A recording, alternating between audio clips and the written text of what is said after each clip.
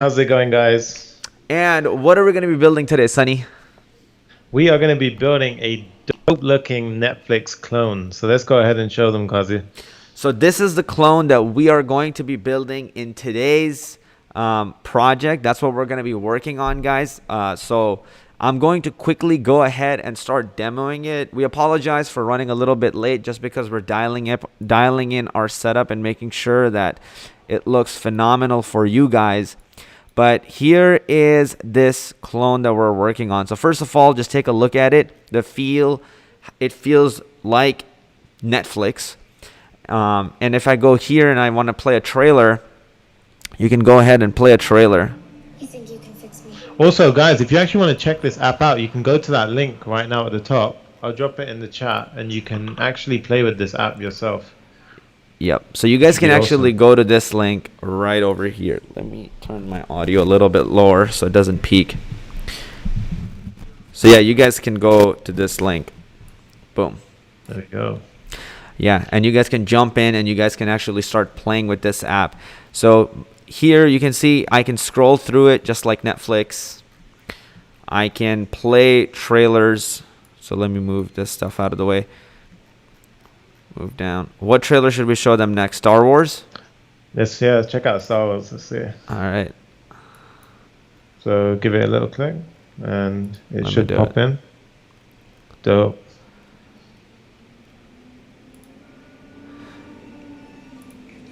Nice. And let me put on, can I put on system audio too? Nice. There we go. So here's the cool thing about this, which is that you even get that little bar that drops down from the top when I scroll down. That Exactly. Netflix bar. It's dynamic. Also, guys, just to know, this isn't hard-coded information. We're actually getting all of this data right now from a third-party API. So when we refresh, you should notice that the top banner is going to change because we're pulling in new information. Yep. So let's go ahead and refresh. Yeah. So even if we refresh, we can show you that it's dynamic because it's pulling in new information. Yep. So at the top, you guys will see the top thing change. And guys, if you could do us a favor, we bring in a lot of love and we build this with a lot of passion for you guys. It doesn't take anything from you guys. If you could just give this video a like, that is huge. It automatically puts this video out everywhere, and all of these projects that we're building, they're for you guys. And so this spreads it out and makes it easier for everybody to get access to them. So just go ahead, give this video a like, subscribe to the channel if you haven't already, and let's get back to building these projects. Let's do it. Okay, awesome.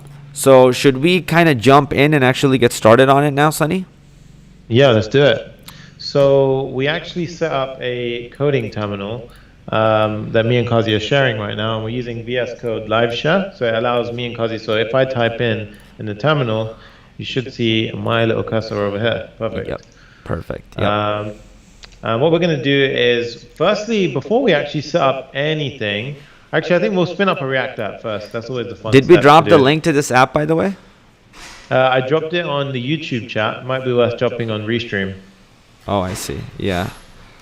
That might be handy, and then we can throw it out to everyone on Facebook as well. And guys, if you guys are enjoying that and you actually mess around with the demo, be sure to shoot an Instagram video and show us when you actually do it, because we love to see you guys and we love to chat. Somebody actually sent out a awesome video yesterday. Kazi, do you want to talk about that story that we saw yesterday? Oh, yeah. That was actually really amazing. Let me see if I can even share it, because we love when you guys share your projects and things like that with us. So if you guys want to go ahead and do that, that would be really awesome. Let me go here and share. Hey, what's up, Kazi? What's up, Sunny? AKA Sajin. Thank you for your This was amazing. input on building an Instagram clone. I learned a lot. I spent the last 3 hours with you. So yeah, if you guys want to do something like that, that would be really freaking cool, because we love seeing your guys's, how you guys built the app, what your reaction to it was. Did you enjoy it? Because that keeps us going. And you guys can actually send it to us right over here, and we're gonna get started building this app pretty much right away. So one cool thing we're doing this time is on the right hand side of the screen, you guys can see I just added a text overlay, and this basically shows you what we're going to be doing and when we're going to be doing it. So this table of contents is pretty much going to be on the screen the entire time. And this will tell you what steps we've already completed. And so it doesn't matter when you join this live stream, or maybe you're watching this video later, it's all good. You can know what step you're on at any given time. Exactly. So the first step is, let's go ahead and grab. So in order to actually pull all the information that you're seeing, guys, we're going to actually go ahead and grab something called, we need an API key from a service that we're going to use. And many of you guys have heard of something called IMDb. Yep. But what we're going to be using is something called TMDB. So if you just go over to the browser right now, and you just need to set up a quick account. So I'm going to actually just go ahead and make sure everybody knows that that's what we're going to be working on now. And we're done actually demoing the app. So you guys can see in the checklist that that has been updated.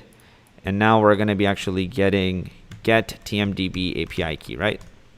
Exactly. So you guys can follow along with us and actually do these exact steps if you want. Exactly.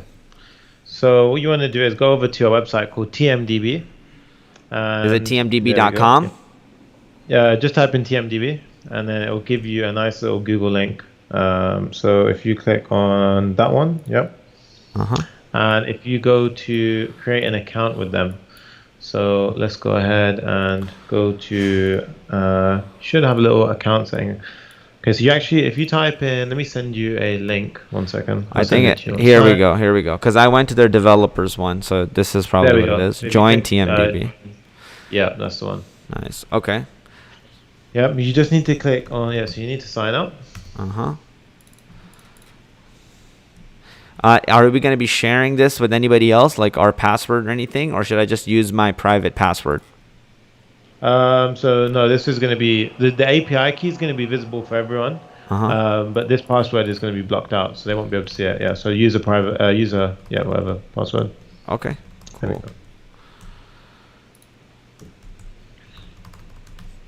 Okay, so here we go. Awesome. And what we're doing here, guys, is we're actually going to access a service, which is basically like, what we're going to do is we're going to make a request to this service called TMDB, and they're going to give us back a bunch of information about different films. And what's really cool about this service is that they actually give us a bunch of different genres. So we have like Netflix originals, trending now, top rated action movies, comedy, horror, etc. And then what we do is we pull that information in, and then we throw it on the front end, and that's what you're going to be seeing, and that's actually what you saw in the demo. So we didn't hard code that was being pulled from this API that we're setting up right now. Awesome. So if you go to the top right and click on the little C, and you want to click on profiles and settings, and click on settings at the bottom. Perfect. And then on the left, after you click on settings, you want to click on API, and you should get a little key. So you go to create. So go here and then go right there, right? Yep. So request an API key. And then click on developer. Yep. And this, you just got to scroll down and click accept. Yep. Okay. So at this point, this won't take too long. Just click type of use, do web application. So if you do, so click that one. Yeah, type of use website. And if you might want to put this on a separate screen so we can hide this from the stream. And then just chuck me on the screen while we sort of go through this form. Yep. Okay, nice.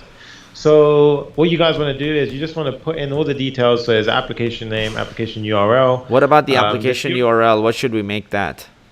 The URL doesn't actually matter, to be honest. I added a random one and it didn't crash the app at all. Got it. So here what we can do is, and the application summary, you need to give it a summary just saying like you're either making a demo or something, otherwise it doesn't let you get past it.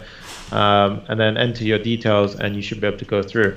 So once that's done, what we're going to be doing is, for those of you who don't know what React is, we have web development, which is basically HTML, CSS, and JavaScript. Now, all of those are the three fundamentals, which is how we build a website, but we pretty much wrap it in something that Facebook built, and that is called React. And React allows us to build really scalable, powerful apps. And the main reason why it's called React is because it cleverly only in a very smart way. It only renders what it needs to render. So we're going to be building that in a sec. But let's go back to the screen and we can show you the next step. So Cool. if we I look got. over at Cardi screen, yeah, we got the API key. Awesome. Yeah. Yep. So what we're going to do now is we just need to take note of that API key. So you grab that and just paste that somewhere else.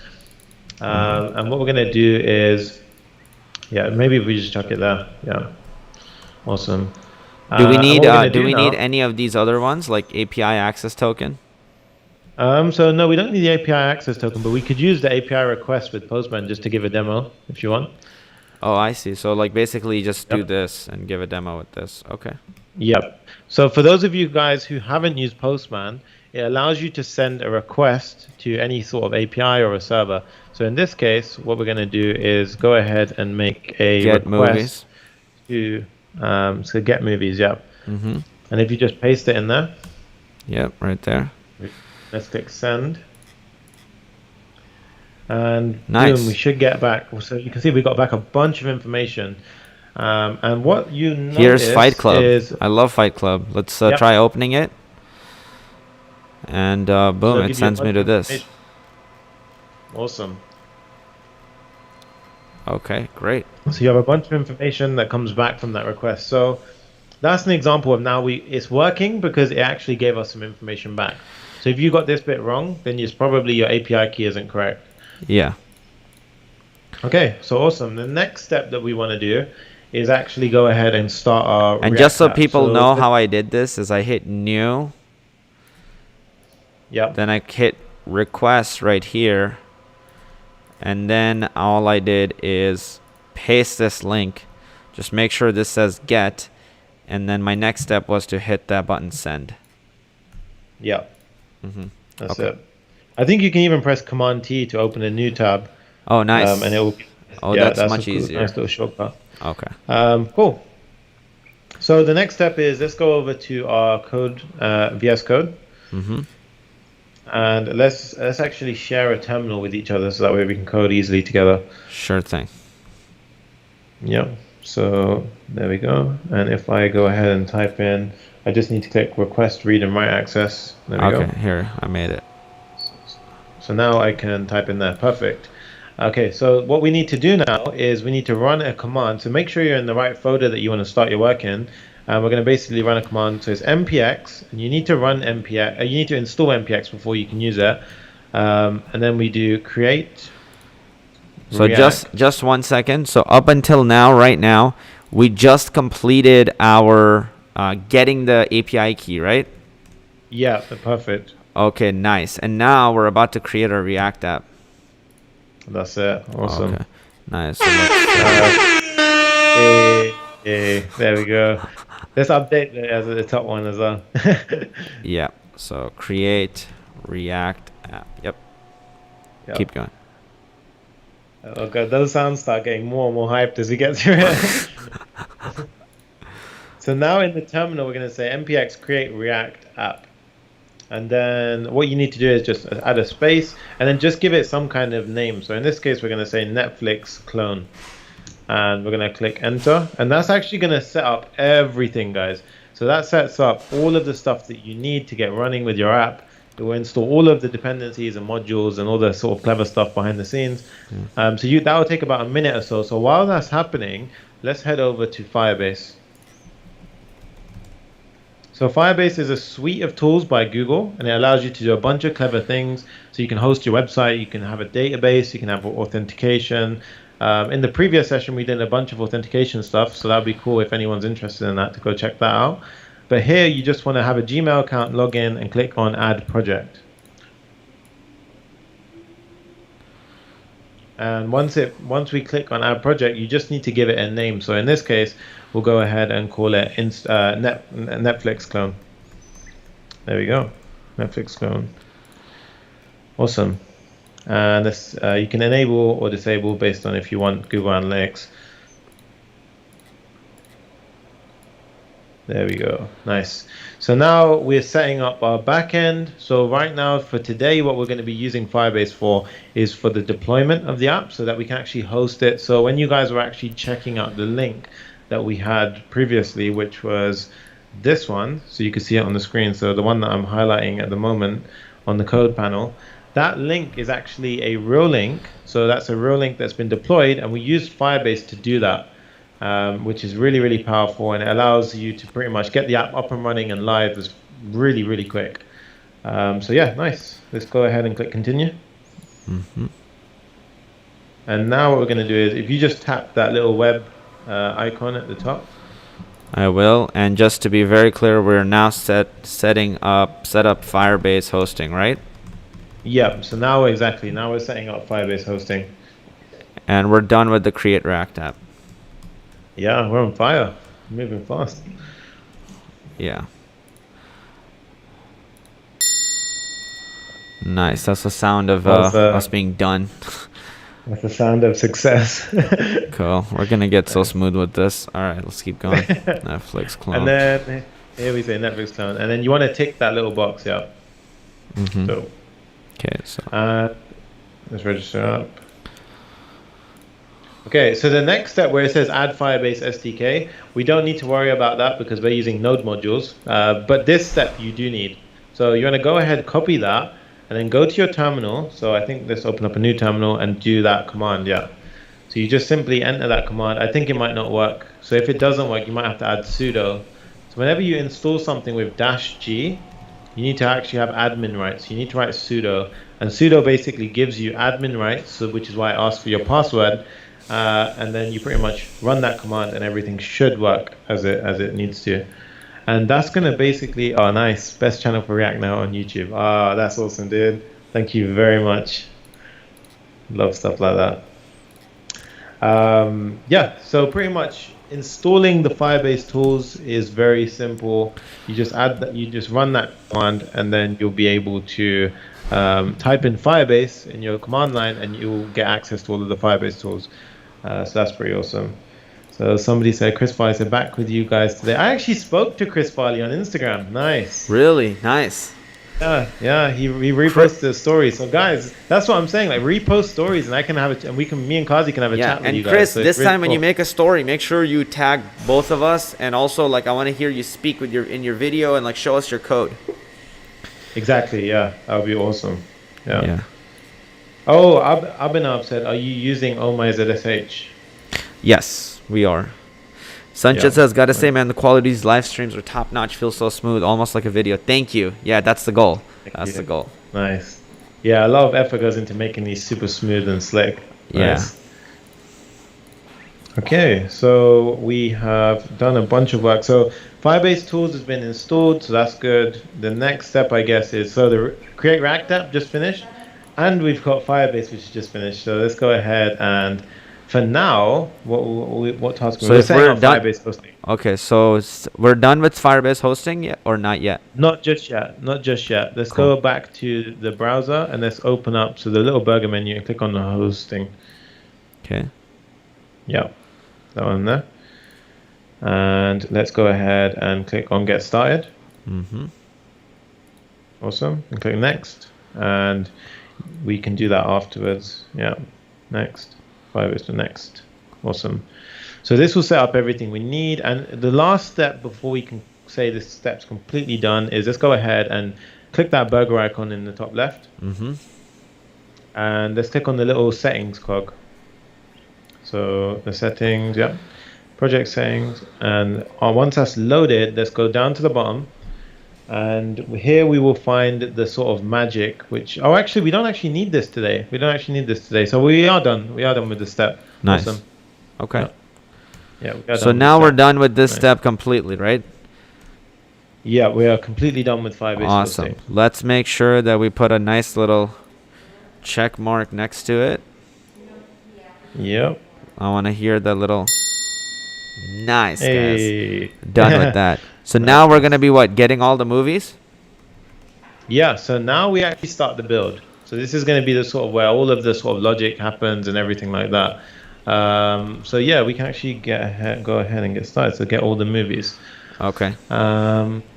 Okay, nice. So let's actually get the app running on the right, and we'll get the code running on the left. Cool. Let's do it. So in order to start the app, guys, what you need to do after we actually run create React app, you need to do cd and then Netflix clone. If you're using OMyZSH, you don't need to write a cd, but for those of you who aren't using that, you need to do cd and then do, oh, I can't actually type into that one. The first one I can, yeah. cd Netflix clone. So Netflix, and then you can tab and you do clone. And then we're in the correct folder. So if you do ls to list all the files, you should see all of this stuff. So if you see that, you're in the right place. So to get the app actually up and running, you just do npm start. And what that's going to do is it's just going to spin up the React app. So when you use create React app, it gives you a very nice template. So it gives you a really nice sort of starter project, and it will launch it on something called localhost 3000. So you have everything up on there. So in a second, we should see a little spinner. Nice. There we go. Right there. Yep. Awesome. So now what we want to do is we want to, I've also got access to your shared terminal. That's nice. Awesome. Okay. So I guess next, all we need to do is actually get started with the build. So what we can do is let's actually do our cleanup process. So Kazi, you want to explain the cleanup process? So basically in the cleanup process, guys, what we want to do is there are a bunch of these test files and we don't actually need them, and also we can remove the logo. So let's go ahead and select all three of these, right click and just delete. And now, so that's clean. Now you're probably wondering, why is it failing to compile? And really the reason why it's failing to compile is, well, that logo SVG is not there anymore. We just deleted it. So we're just going to go in here. And what we like to do is, if I'm going to just full screen it for a second, is take everything inside of this in the header, right? Let's just remove this entire header. So inside of that div, let's just remove everything. Yeah, so gone. Boom. There we go. Yep. And also line 2, we have an import. Sajjan is here. How you doing? Nice. Welcome. Carlos, thank you for saying you guys rock. Really love your guys' energy. Nice. This is amazing. Nice. Cool. So now it's cleaned up. So now what I'm going to just say is, hey, clever programmer, let's build Netflix clone front end today. So just to be clear, we're going to be working on the front end today, guys. Yeah. But we're still going to be playing with data in real time. So. Yeah. Awesome. So that's our starting point, guys. So that's literally where you want to get get everything sort of up and running and get everything sort of where we need to get that app started. So the next step that we want to do now is, so remember we got an API key, right? So in order to actually make the requests that we saw, so for example, the stuff that we saw earlier with the Postman requests, in order to get that app actually up and running, we need to actually use something which will handle sending requests from our code. And the thing that I like to use is something called Axios. So let's go ahead and install Axios into our project. So in order to do that, we need to go over to our terminal. So let's go over to our terminal right here. Cool. Yeah. So let's go to your terminal and let's install Axios. So npm I Axios. And all this is going to do is, imagine it's basically going to replace what we were doing previously with Postman, but instead we're going to be doing it with Axios. So we're going to be making the request with Axios in our code. Okay? Dope. Next, I just want to, Kazi, if you just follow me in the code. Yep. Here we go. Nice. Okay, so now what we want to do is we actually need to set up our Axios. So we need to set up our request sender, let's call it that. And just like Kazi's doing, make sure you do npm start. Nice, to restart the app. So what we're going to do is we're going to create a file called requests.js. So what I want you guys to do is, what I want Kazi to do over there is just to create a new file called requests.js. So requests.js. And is it going to be a component, or should it be capitalized or no? That's a good question. So as it's not a component, it's just sort of a functional module. We just want to have it as a lowercase r. So we only have an uppercase r if it's a component. So let's change that to a lowercase r. Okay, so let's go here and rename it. Yep. So the convention, guys, is you would have it as an uppercase only if you are trying to resemble a component in your file name. Okay, so awesome. So we should have, I can't, oh yeah, there we go, requests, nice.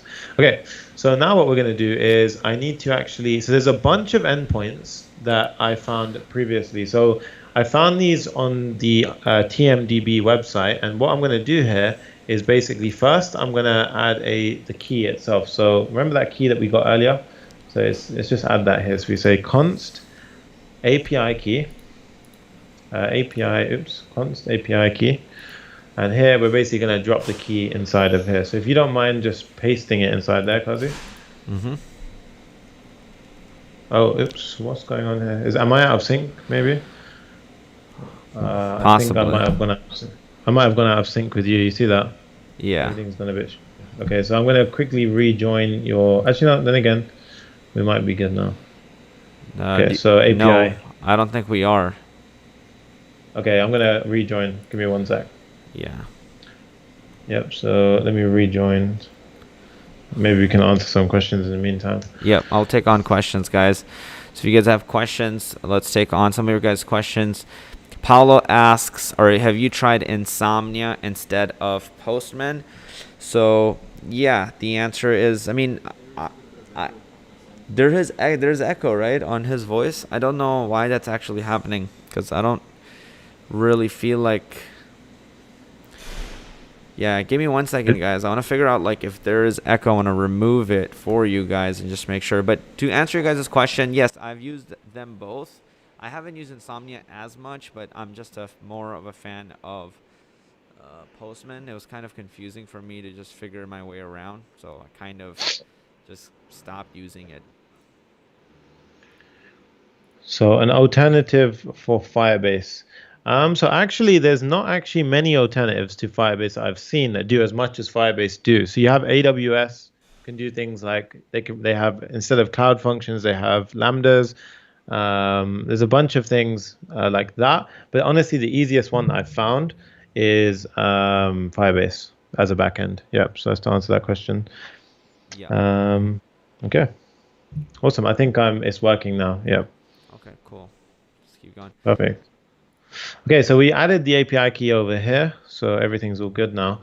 So the next step is I found a bunch of API requests, and all these are basically going to do is all they simply do is these are the endpoints. So basically, I'm going to just copy and paste a snippet of code now. So what this is essentially an object. We're just exporting an object here. So if it was to simplify this, it's literally just a case of, imagine we have a bunch of requests, right? And they're an object. And each of those requests are basically inside of here. And all we're doing is we're exporting that. So we're just exporting it like this, right? So each one here, is it echoing? Because I could hear it on your screen as well, Kazi, maybe. Yeah, I think it's because, the audio is coming from my laptop and then they're able to hear it. So maybe if I put in headsets, might help a lot. Yeah. Okay. So Kazi, your voice is low and Sunny's voice is loud now. After we just plugged in the headset, how is that? Mevan says, Sunny, you're doing great. Thank you very much. There's my lovely friend. And Kazi, love both of you. Nice. How about real quick, guys? How does it sound? Let me just try this. So how is it sounding right now? Can you guys hear me clearly? And Sunny, go ahead, speak for a second.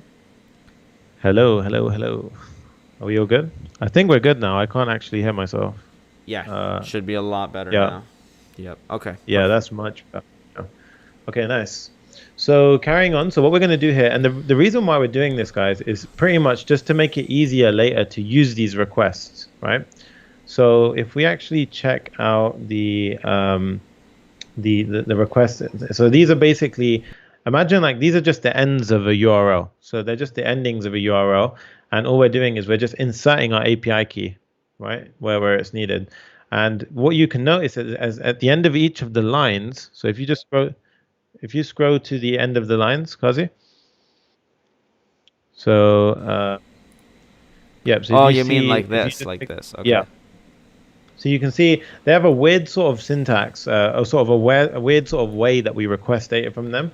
So for example, to get the Netflix originals, we have to use this. So it's a weird param, but this was on their docs, and you pretty much pass this, and that will give you the Netflix originals.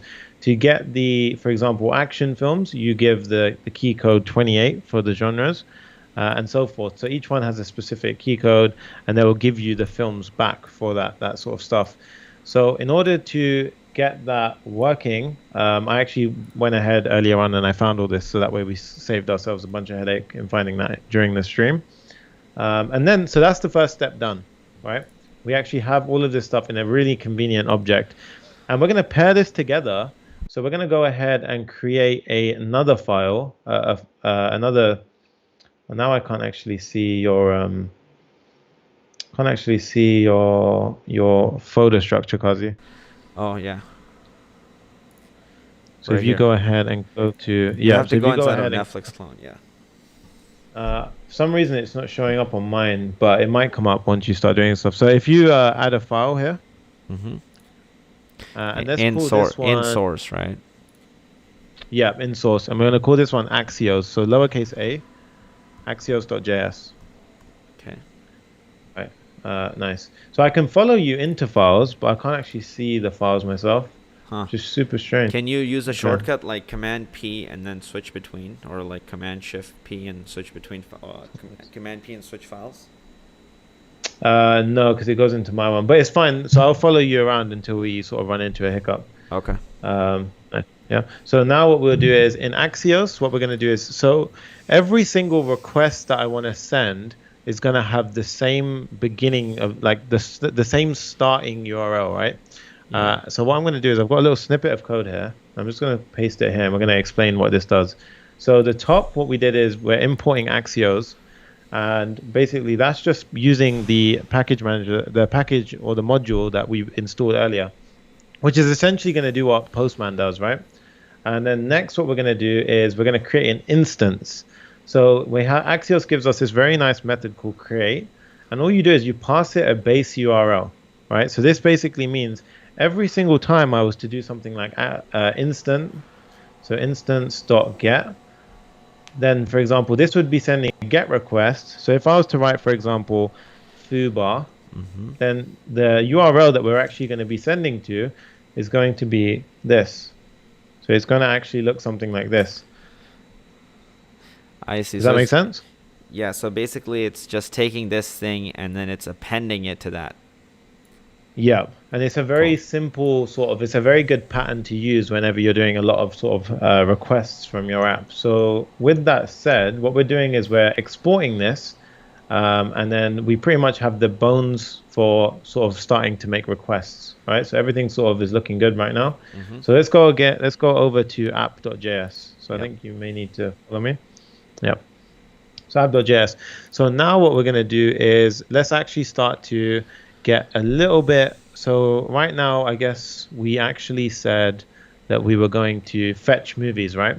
Yeah. So this step actually is combined with the next step. So we're going to sort of overlap some of the two steps here. So maybe it might be worth on the screen. Let's just have a finger pointing at both of those steps. Okay. And what are the two Yep, steps? So the two steps that we're going to combine pretty much are getting all the movies and building the rows. Okay. Because what we want to do is, as we sort of build those rows that you saw earlier. So if we go back to the app, when I say rows, what we're talking about is if we go to the get all the movies and build the rows. Okay. Nice. So if we go over to the demo app that we actually demonstrated earlier. So in the second tab, I think you've got it open. So you see in Chrome, you should have the tab open for Which tab? the deployed app. Okay. For the deployed app. Yep. So that one. So the rows that we're talking about now, guys, is these ones. So you see where it says Netflix originals, where it says trending now. So we basically, that is actually one component. So every single row you see here is one component. Right? Oh, We pass I in see. different properties. Yeah. And what we do is we pass in something called prop. So for those of you who are new to React, all we need to basically be doing, or what React is sort of revolved around, is component-based work or component-based design. So you write one component and then you reuse it by passing in different props. Props standing for properties. Got it. Right. So what we're going to do here is let's go over to app.js. Mm-hmm. Yep. So app.js, and you might just want to follow so it will sort of go with the cursor. Yep. Yeah. Nice. And then what we'll do here is we're basically going to have a component like this where it's going to say row. Mm-hmm. And what we want to do is we want to customize the row by basically passing in a title, right? Mm-hmm. So in the first case, the title that we saw was Netflix Originals. So it's like this, Netflix Originals. And the second one that we saw was an example like, I think it was trending now. So trending now. Okay. Yeah. And so this is going to bug out. Oh, nice. This is So gonna freak basically, out. yeah, nice. So these rows are gonna be, this trending now one is gonna be this one over here. Exactly. Nice. And the reason why I'm building the rows first is because it's the most like apparent thing on the screen. So let's just start with that, and then we can sort of build the banners and we can build everything else around it. Okay, so let's go ahead and start with that. So the next step is we need to actually create our row. So let's go ahead and create a file called row.js.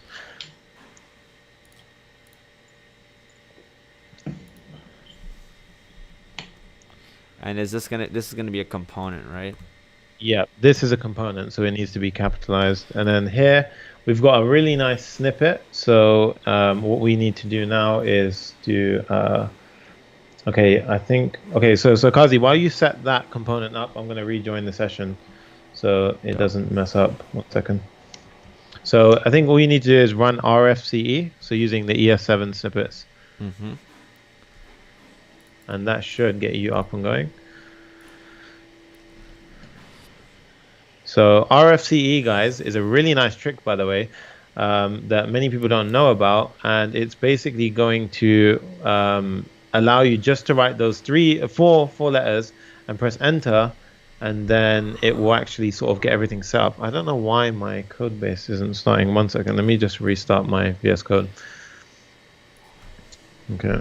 Yeah, like literally that one line will do this, because this is something you constantly have to do in React. You constantly keep having to make React components, and you always want to export them so then you can use them in a different file. Like this row component, I want to be able to use it in my Axios file maybe, or my app.js file.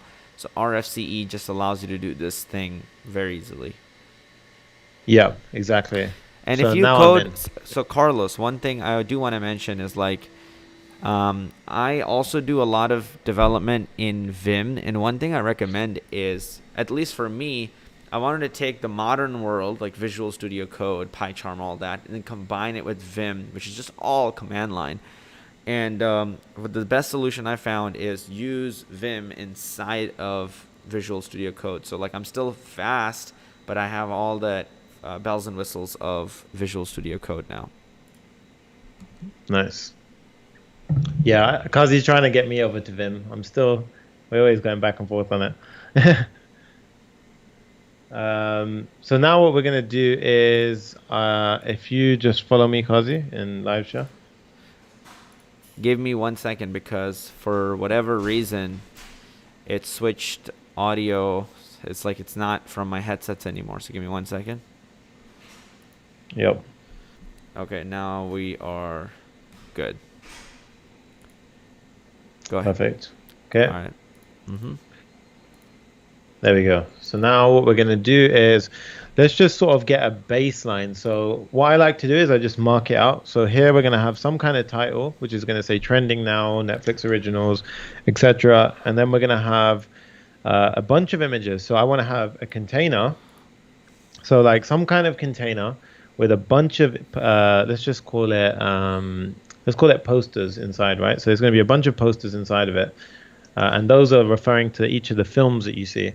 And then we're going to have after that, we are going to have, I think that's it actually. We're just going to have that and then a container with posters inside.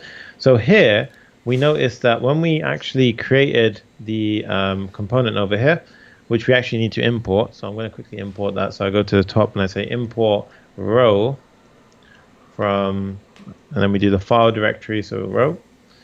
and that should pull in our component that we just created. So here what I'm going to do is we passed in these two props, title, right? Yeah. So it's one prop with the value title. So we're going to go back to our row, and we're going to use some destructuring here. So this is where the props come in. But you can actually pull apart that object at this point by using some ES6 sugar. And here we say props. Oh no, sorry. Here we say title. And that right now, if I do this little neat trick and I say H2, so let's put H2 and we say title. Look what happens now, guys. So if we actually have the app running on the right, we can now see, you see, it's rendering the two rows and it's popping out H2 tags with Netflix originals and trending now.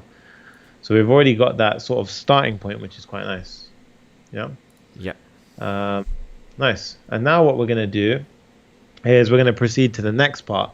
So the next part is sort of where we got to think about things a little bit more. So we initially had a bunch of requests that we had previously, right? So just one thing real quick, I do want to mention. Mongizi asks, Yeah. before I joined Kazi's Python course, do you guys have a React course?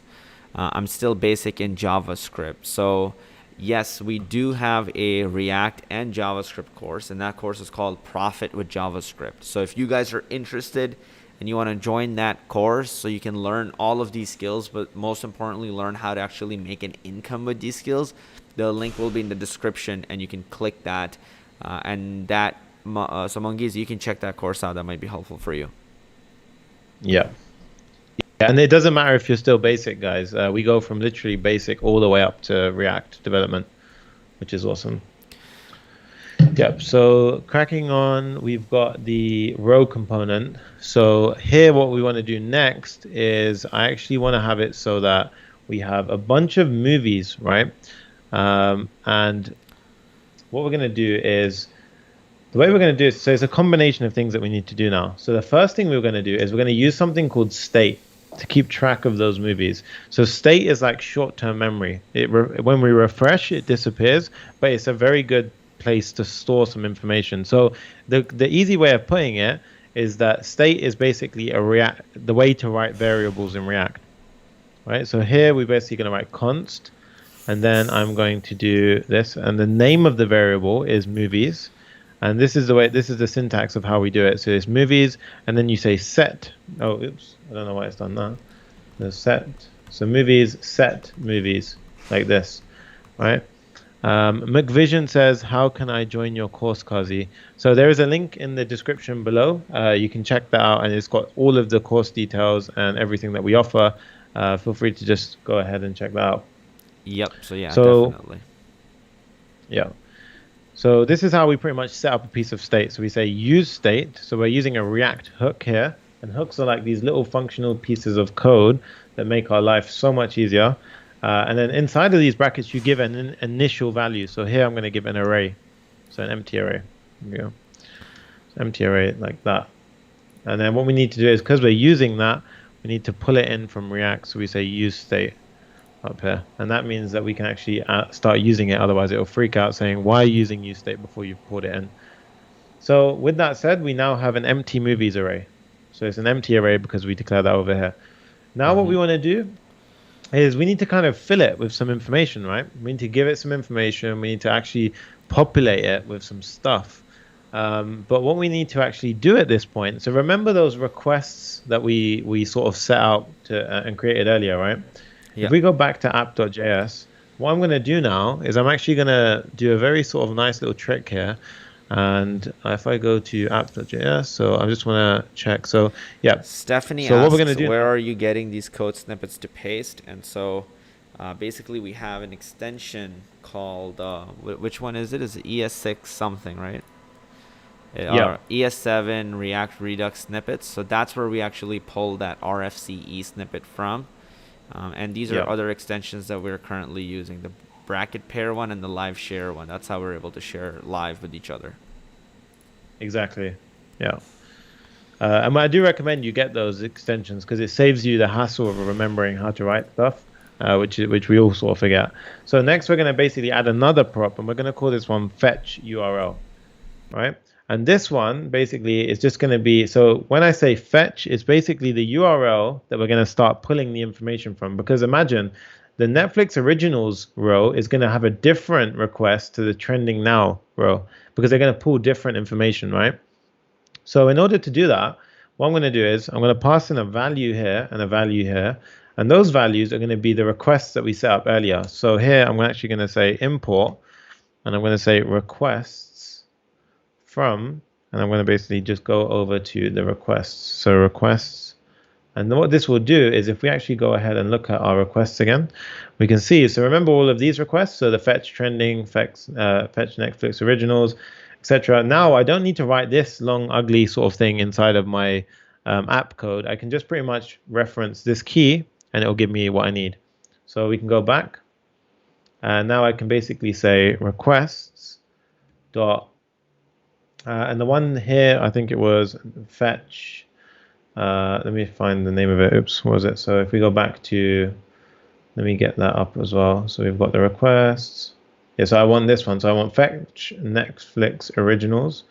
So here I'm going to say fetch Netflix originals. And here I'm going to say requests dot, and this one is going to be trending now. So request dot trending now.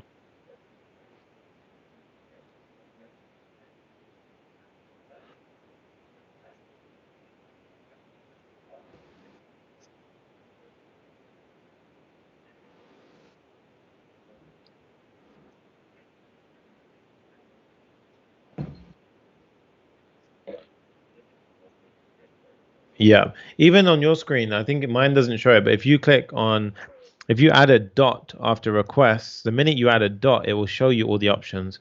So if you do request dot dot, so if I, yeah, you need to do it inside of it, yeah. So requests dot, there you go. So that's really clean, and then that way you don't have to remember everything off the top of your head. Awesome. So now we're passing in the URLs, right? So what we're going to do is we're going to use that. So we're going to go inside our row component, and here we're going to say fetch URL. And now what we have the sort of URL that we're going to sort of go and grab some information from. So what we need to do now is we basically need a snippet of code. So this is what I need right now. I need a snippet of code. So a snippet of code which runs based on a specific condition. Oh yeah, here we go. Yeah.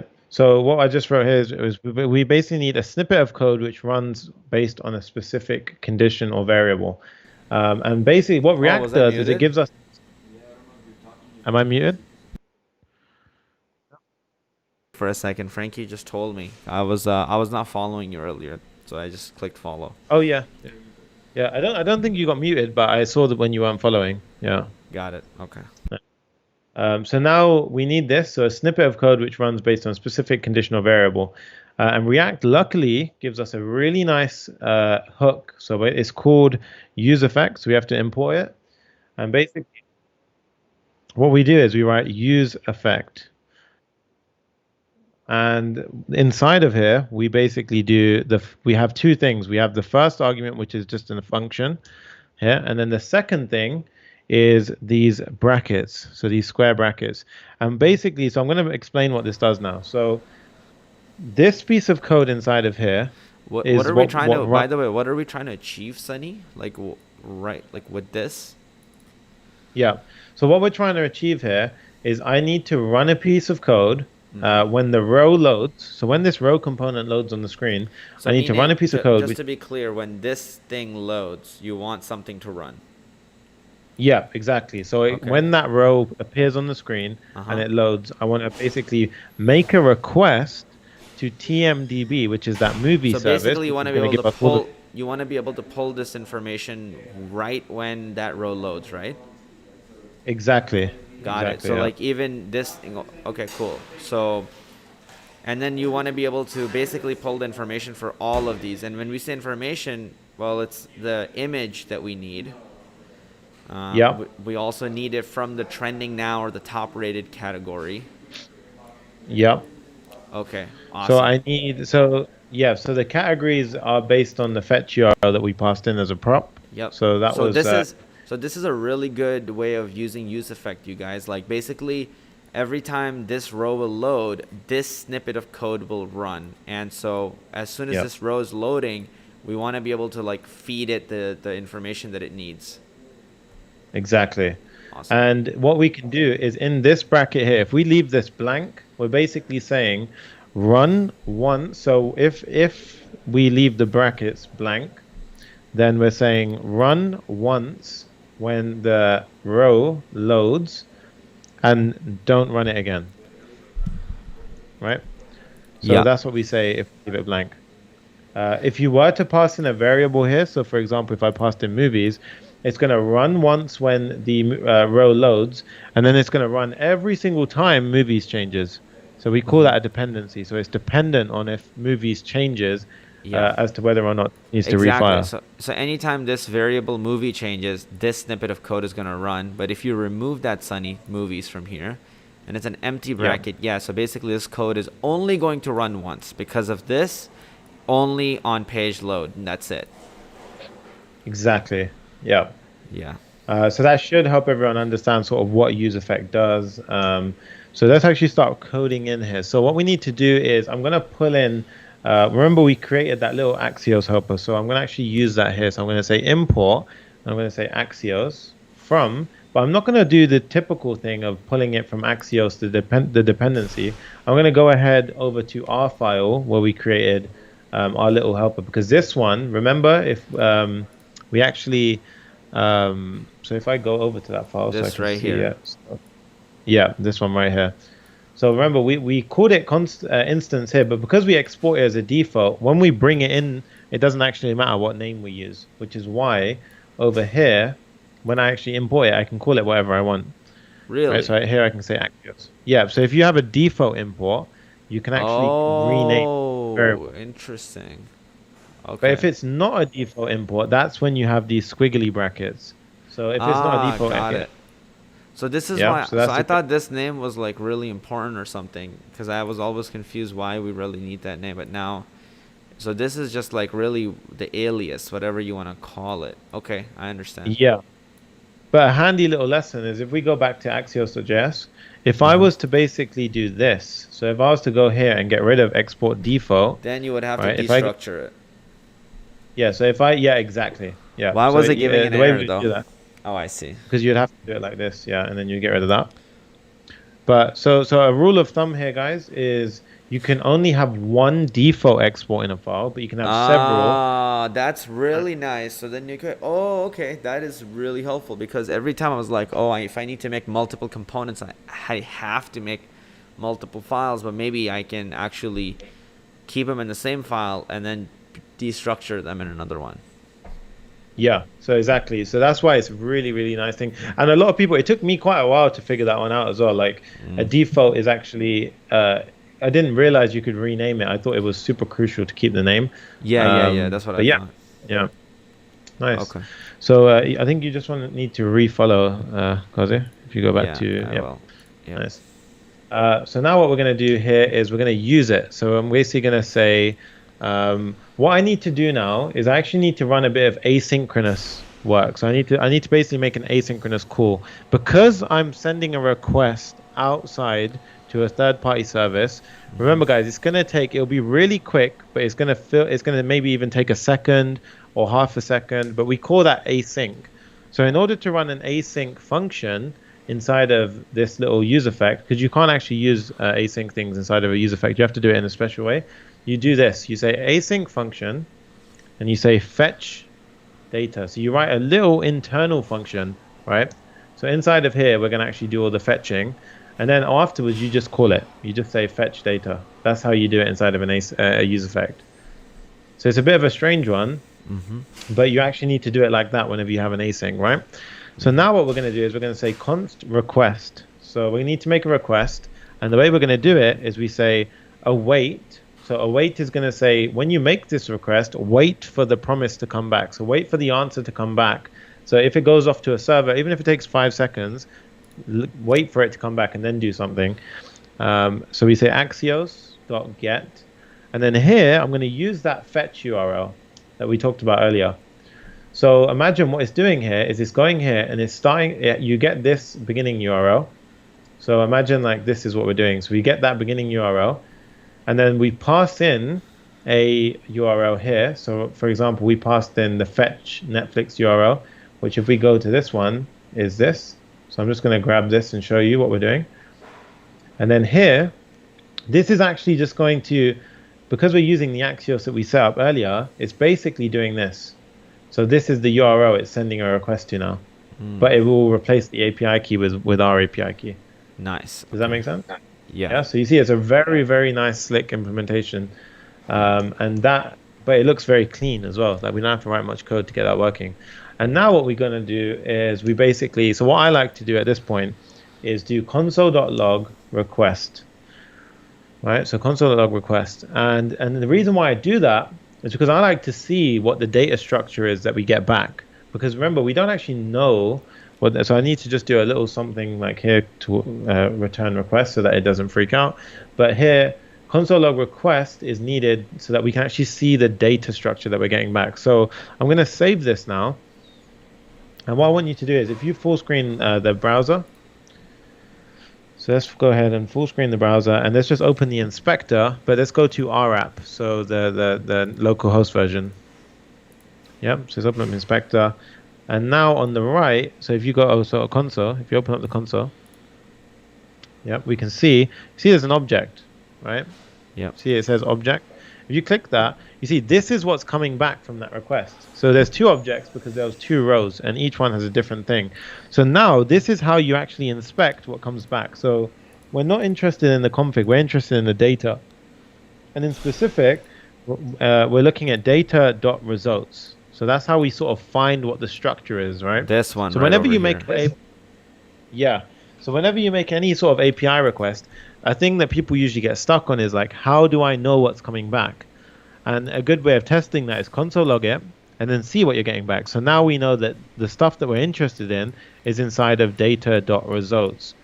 So these are right? actually the same movies. Like if I actually put them side by side just to show it visually, even though we're not here yet in our new build, but like if we actually look, these are the same movies that we were getting here. So that's Dark. It's just we haven't made it. Yeah, we haven't made it look nice yet. But here's Warrior Run. Here is Lucifer. So that's now our next job is going to be to actually make it look nice. Exactly. Yeah. So now what we do is, so we found out the data structure and we saw that it was request.data.results, right? Yeah. So that's the one, request.data.results. So I'm just going to add that here so we have a note. And let's go ahead and split the screen. I'm just going to actually make this a little bit bigger. Cool. Nice. And you see they give you a bunch of information there, guys. So like if you need extra information, you can always use that to see what's coming back. Nice. So what we're going to do now is we are going to actually go ahead and put that information. So you saw those results that Kazi was showing earlier. We're going to go ahead and set that inside the movies. So I'm basically going to get the request.data.results, which was it's an array, and I'm going to go ahead and pop that inside of our movies, right? Yeah. So what we need to do, there's one more step now. So whenever you use anything inside of a use effect, if there is any variable that is being pulled in from outside, but it's used inside of the use effect, you have to include it inside of here. The reason being is because it's dependent on that variable. So it's now a dependency. So every time this changes, we have to update our use effect so that way that is one of the things that I was actually getting really stuck in when I was building my own app with React, and I had to use an asynchronous function, and so I just could not figure out how to get it to load. But this is pretty sick. Okay. Because if you don't include that, what happens is say I passed in a different fetch URL, it wouldn't re-render the use effect, or it wouldn't recalculate the use effect. So you would have you'd get a different answer to what you expected, and that's why a lot of people run into an issue, and then it gets very confusing when you're also combining that with async and all of that stuff. So that's just a neat way of thinking about it. So awesome. just for one second, so why is it this one that we have? Yeah. As a dependency? So the reason why The reason why it's this one is because we're using a variable which is being passed from outside of the block. So, and then Yep. when I say that is we're talking about this one. Yep. You see, because it's outside of the block, we need to tell useEffect that you're using this variable which is outside the block. I see. So, Okay. and the reason why is because that way useEffect knows that something changed, so I need to refire the code. Got it. Okay. Yep. If that URL changes.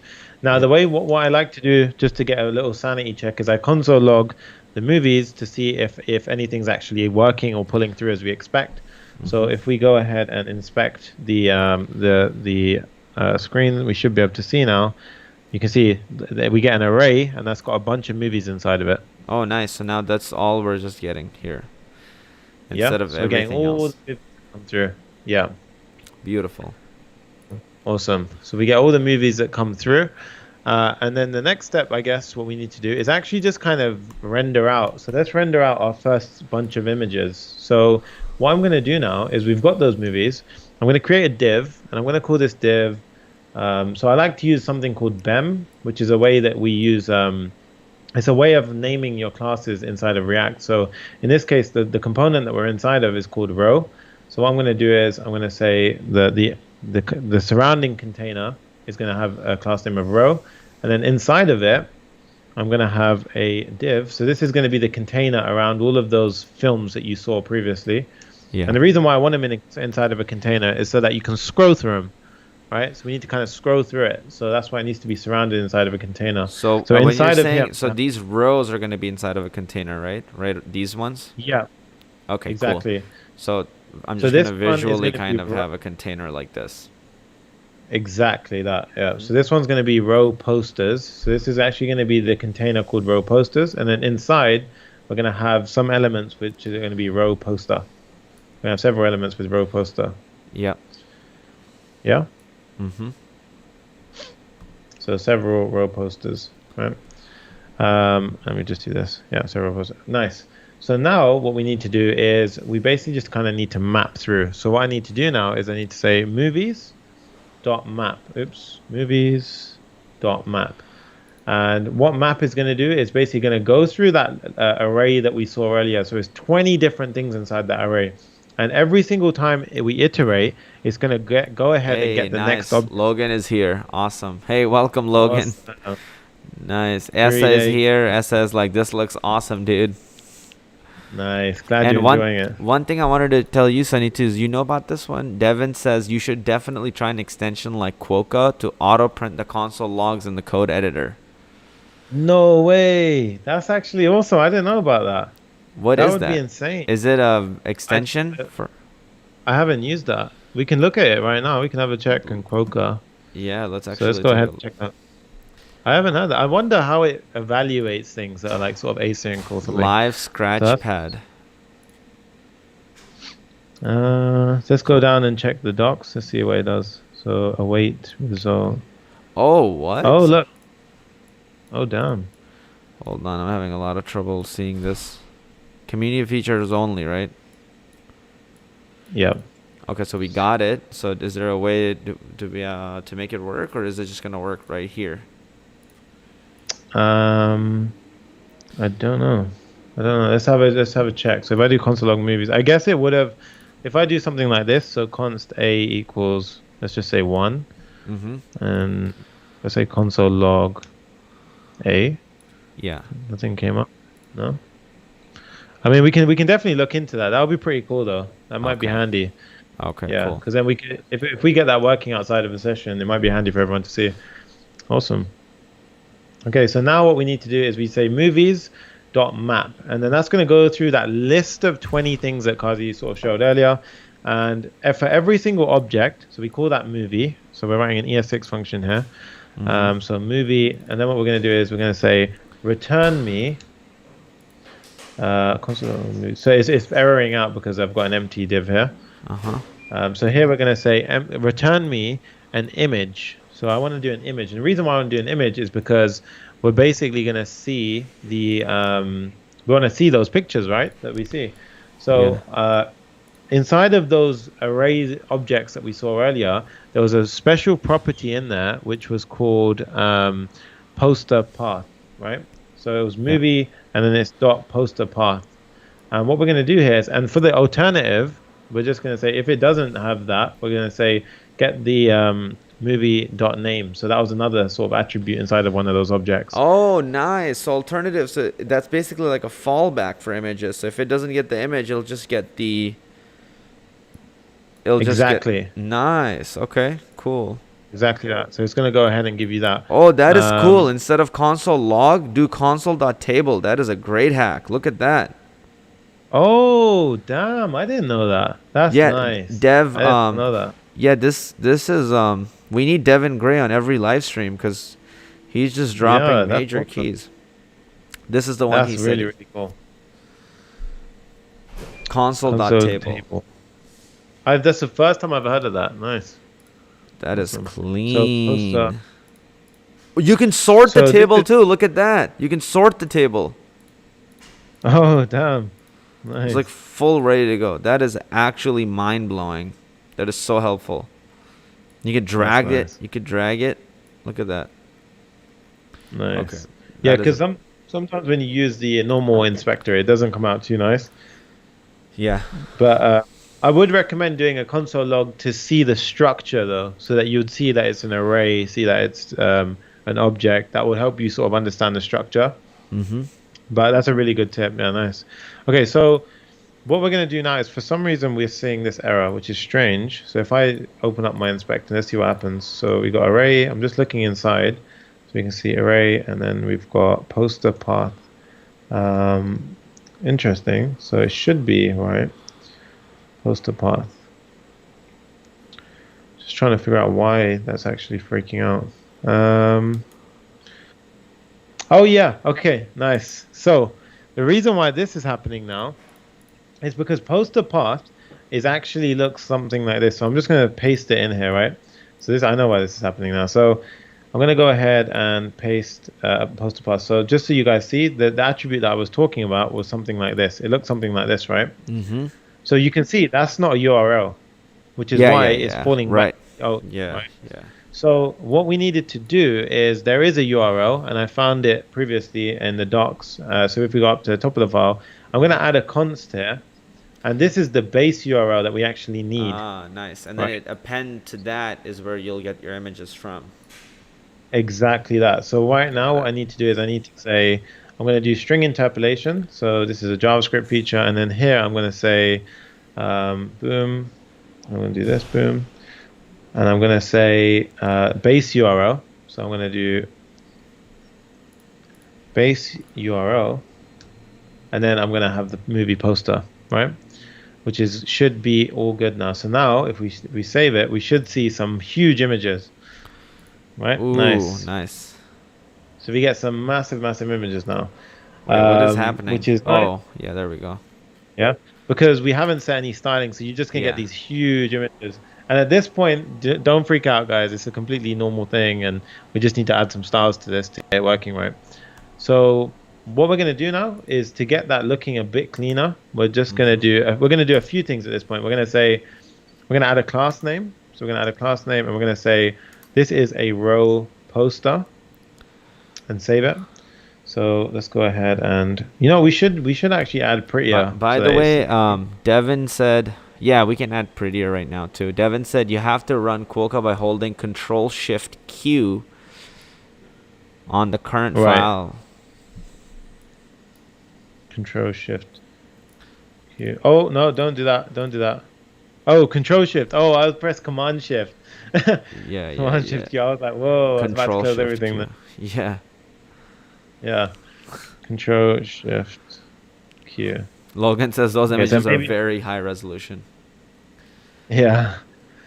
Yeah, I think I'm gonna look Um, into it later after this stream. Yeah. We'll check that out. So for now, what were we doing? We were saying. Did you want to install prettier?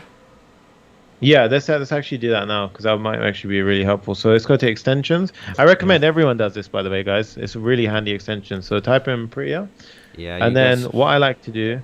look at is that, you click 7 million downloads. It's insane. 7 million developers.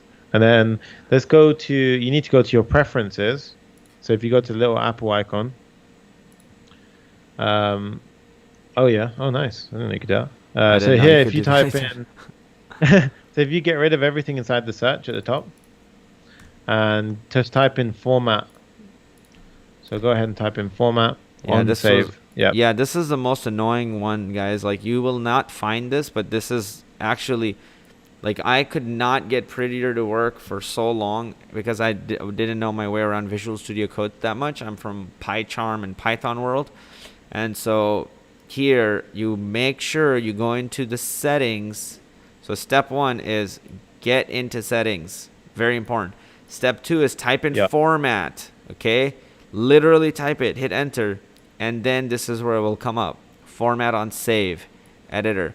Check that box. Once you check that box, you will be good to go. Then every time you hit save, Prettier, your app, will run and format all your code for you. If you don't do that, Prettier will never work and you will always wonder why your life is so bad. Yeah, and we'll give a little demonstration of how good this really is. So I think you need to follow me again after we installed that. Uh-huh. Um, nice. So now what we'll do is if I basically, so you always run into situations where your indentations, everything's messed up. So now if we pretty much hit save, look what happens. So as soon as I hit save, it just fixes everything. Yeah. So that's going to save you a bunch of time and it's going to actually be a lot easier to sort of do stuff. So what I'm going to do now is I'm going to create a row.css file. So I think I might be able to do it. Row.css. Nice. Yep. So we create a Nice. row.css. And if I go to the top and I import that file, so this is a benefit of using components because now we can have all of our row CSS inside of its own file, which is Yep. neat. So let's go ahead and actually style that. So let me just check something. So row. Right. So what we need to do here is basically I'm going to actually, so all of these posters, right? I want to just style them a little bit. So I'm going to go here and I'm basically going to say all of the row posters. I want to do a neat little trick. So I want to say the width is going to be 100%, right? So it's only going to use up 100% of the screen rather than doing what it's doing now. So you see now it's corrected and it's sort of fitting within the screen, right? Oh, I'm also nice. going to add another rule. So I'm going to say object fit. So this Oh, is a really neat clean. trick. Object fit contain will keep the aspect ratio. So regardless of how I move it and shape it and size it, it's going to keep that looking really, really nice. And the Wait. final thing I want to do, Okay. yep. Is it So you see it, is it working? Your yep. object contain thing? Yeah, so the reason why it's not changing at the moment is because remember the width is 100%, so it's good. So it's using Yeah. up 100%, but the aspect ratio is still correct. But Yeah. where that comes into play is when I actually say set a max height. So here, if I say max height of 100 pixels, and I Yeah. save this now, check this out. Ooh, nice. Okay. So let Yeah, me see so we that. have quite a nice looking thing there. Yeah, because Um, what we're trying to get it to, just so we can all visually see it, is like we're trying to get it to look like this, you know. But right now we have a giant column, but essentially we need to turn it into a row like that. yeah. Oh. So the way we do that now is if we go to, remember we actually surrounded everything inside of a container called row posters, right? Yep. So I'm going to So go ahead and I'm this thing do is row. in a container called row posters. And so basically what we're going to do is maybe drop in Flexbox and then make Exactly. it like all column based. So Flexbox will allow us to just do it with like literally 2 lines and then boom, it'll go from column to a row. Yeah. So if I'll comment it out and then I'll uncomment it and show what it does. So Yeah. let's have the app running. So the local, yeah. So without Flexbox, it does this. Thank you. If as soon as I add Flexbox into the container, look what happens. Boom. So there we go. Boom, remove that Flexbox. Let's see that in action again. That is sick. So Flexbox is so nice, you guys. It makes your life so damn easy. Do that again. Exactly. So as soon as I uncomment that, look, boom, Boom. it's gonna just change everything. Another thing Nice. that Logan dropped that was pretty awesome is Logan said he's like, man, between these 3 clones and Jacob's e-commerce store next week, my portfolio is going to be tenfold. He's like, thank you. Awesome. Yeah. That's exactly what we aim for. And I recommend everyone does that. So all of these, make sure you build them, add them to a portfolio. That's like the most valuable thing you can have to an Yeah, employer. because if you is then show go to you actually- Upwork or you go to Craigslist or you go to any platform to then go and get jobs, they will look at your portfolio and they'll be like, okay, awesome, we'll hire you. Exactly. So now we actually have a really nice starting point. Everything's looking good. I guess what we should do next is I like to add a little sort of transition effect to the poster. So that way, if it ever changes size, it will do it in a really slow way. So that's basically just saying if it ever changes size for any reason, add a little transition. So it basically just takes I think that's 4.5, so 450. So it's like just under half a second, I think. And it will basically just nicely sort of change size. And then what I'm going to do is I'm going to add a margin right to everything. So right now you see all the pictures are touching each other, right? Yeah. Everything's touching each other, but we kind of want to have this. So as Ooh, soon as I say remove that again. So do it a few So if times. I Whenever remove you that- do these changes, do it a few times, like repeat it Yeah. a few times so you can visually see it. Yeah. Nice. Okay. Love that. You see that? It's a really nice sort of effect, right? And then it Yeah. sort of then it stops everything from touching. Nice. And what we're going to do next is we're also going to add a hover effect. So I'm going to go over here and I'm going to say row poster. Oops, row poster. And I'm going to say when you hover over it, Yeah. I want to do the following. So I want it to kind of grow a little bit, right? So I want to say here. When you say grow, what do you mean by that? You mean like So if when you say row, if we look at grow, the you depth- literally mean this thing, right? When I hover over this, boom, Yeah. it does that nice little. So basically now what we're trying Exactly. to do is build that experience in our app because ours doesn't have that. When I hover over it, it just kind of very static sits there. But we want ours Yeah. to grow. Exactly that. And right now, what we want to do is remember we added that transition. So it means if we ever change the size, it's going to actually. So anytime we use the transform effect, so I'm going to use that here. So I'm going to say transform and scale to 1.08 of your size, which is just like a sweet spot. Yeah, it's a very light amount. So I just tested this out before. So it's a very light sweet spot here. And then we're going to say opacity 1. So that I can actually get rid of. I don't need that right now. Yeah, so what we're going to do now is if we go over it, because I've combined this with transition, so I'm saying apply a very small delay. So don't just pop up and be bigger. So we'll show that effect in action. So if you just hover over it, Ooh, you'll look see at that. That is clean. Really nice, right? Remove that but transform. if I get rid of the transition, look what happens. It'll snap. So look. Oh, that looks clunky. Yeah, it looks horrible, right? But if you add a Yeah. slight delay, this transition, then look how silky smooth it looks. Ooh, that is silky smooth. With so little like that and that thing Yeah. right there. That is nice. It's crazy, right? That is beautiful. So on hover, you guys, that's what's happening. That is cool. So, okay. Oh yeah, and one good point that Michael also makes for why we have this distance over here is it's important to keep distance in these times.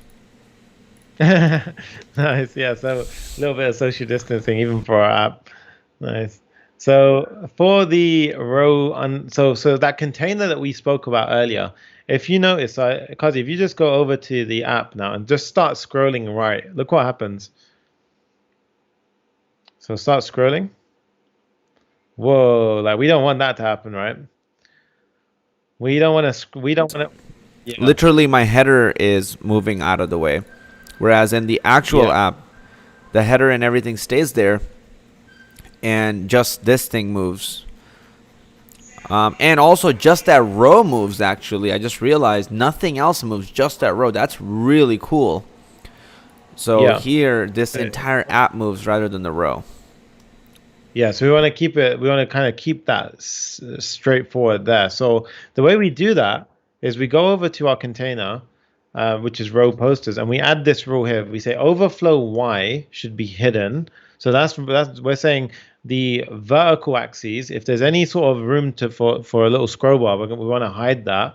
And then we're going to say the X axis should now be a scroll, right? So now look what happens. It threw in a scroll bar. Nice. That is so clean. All right. Look at that. And you have a little scroll bar. Yeah. That's beautiful. But Hold now on we one have second. Yeah. Oh, so this scroll bar actually works even on my computer. If I just hold shift and I scroll, that works too. Yeah. So that's cool, right? And that's really clean. But look what happens when you hover over the pictures now. And all you had to do, dude, front end is actually blowing my mind. One second. This might be like normal stuff for you, but this is actually pretty freaking mind blowing for me. So like this one line here added the scroll. Yeah. Yeah. So what Can you overflow also does- add scroll here? I want to see what happens. It'll add a scroll on the y-axis, right? Yeah, so if we do that now, you see it adds a little bit of scroll for the y-axis. I don't see any scroll for the y-axis. So can you see on the right? Look at that little tiny scroll Oh bar. yeah. It's a tiny scroll bar. It's there. Yeah. Oh yeah, I can go up and down. Yeah.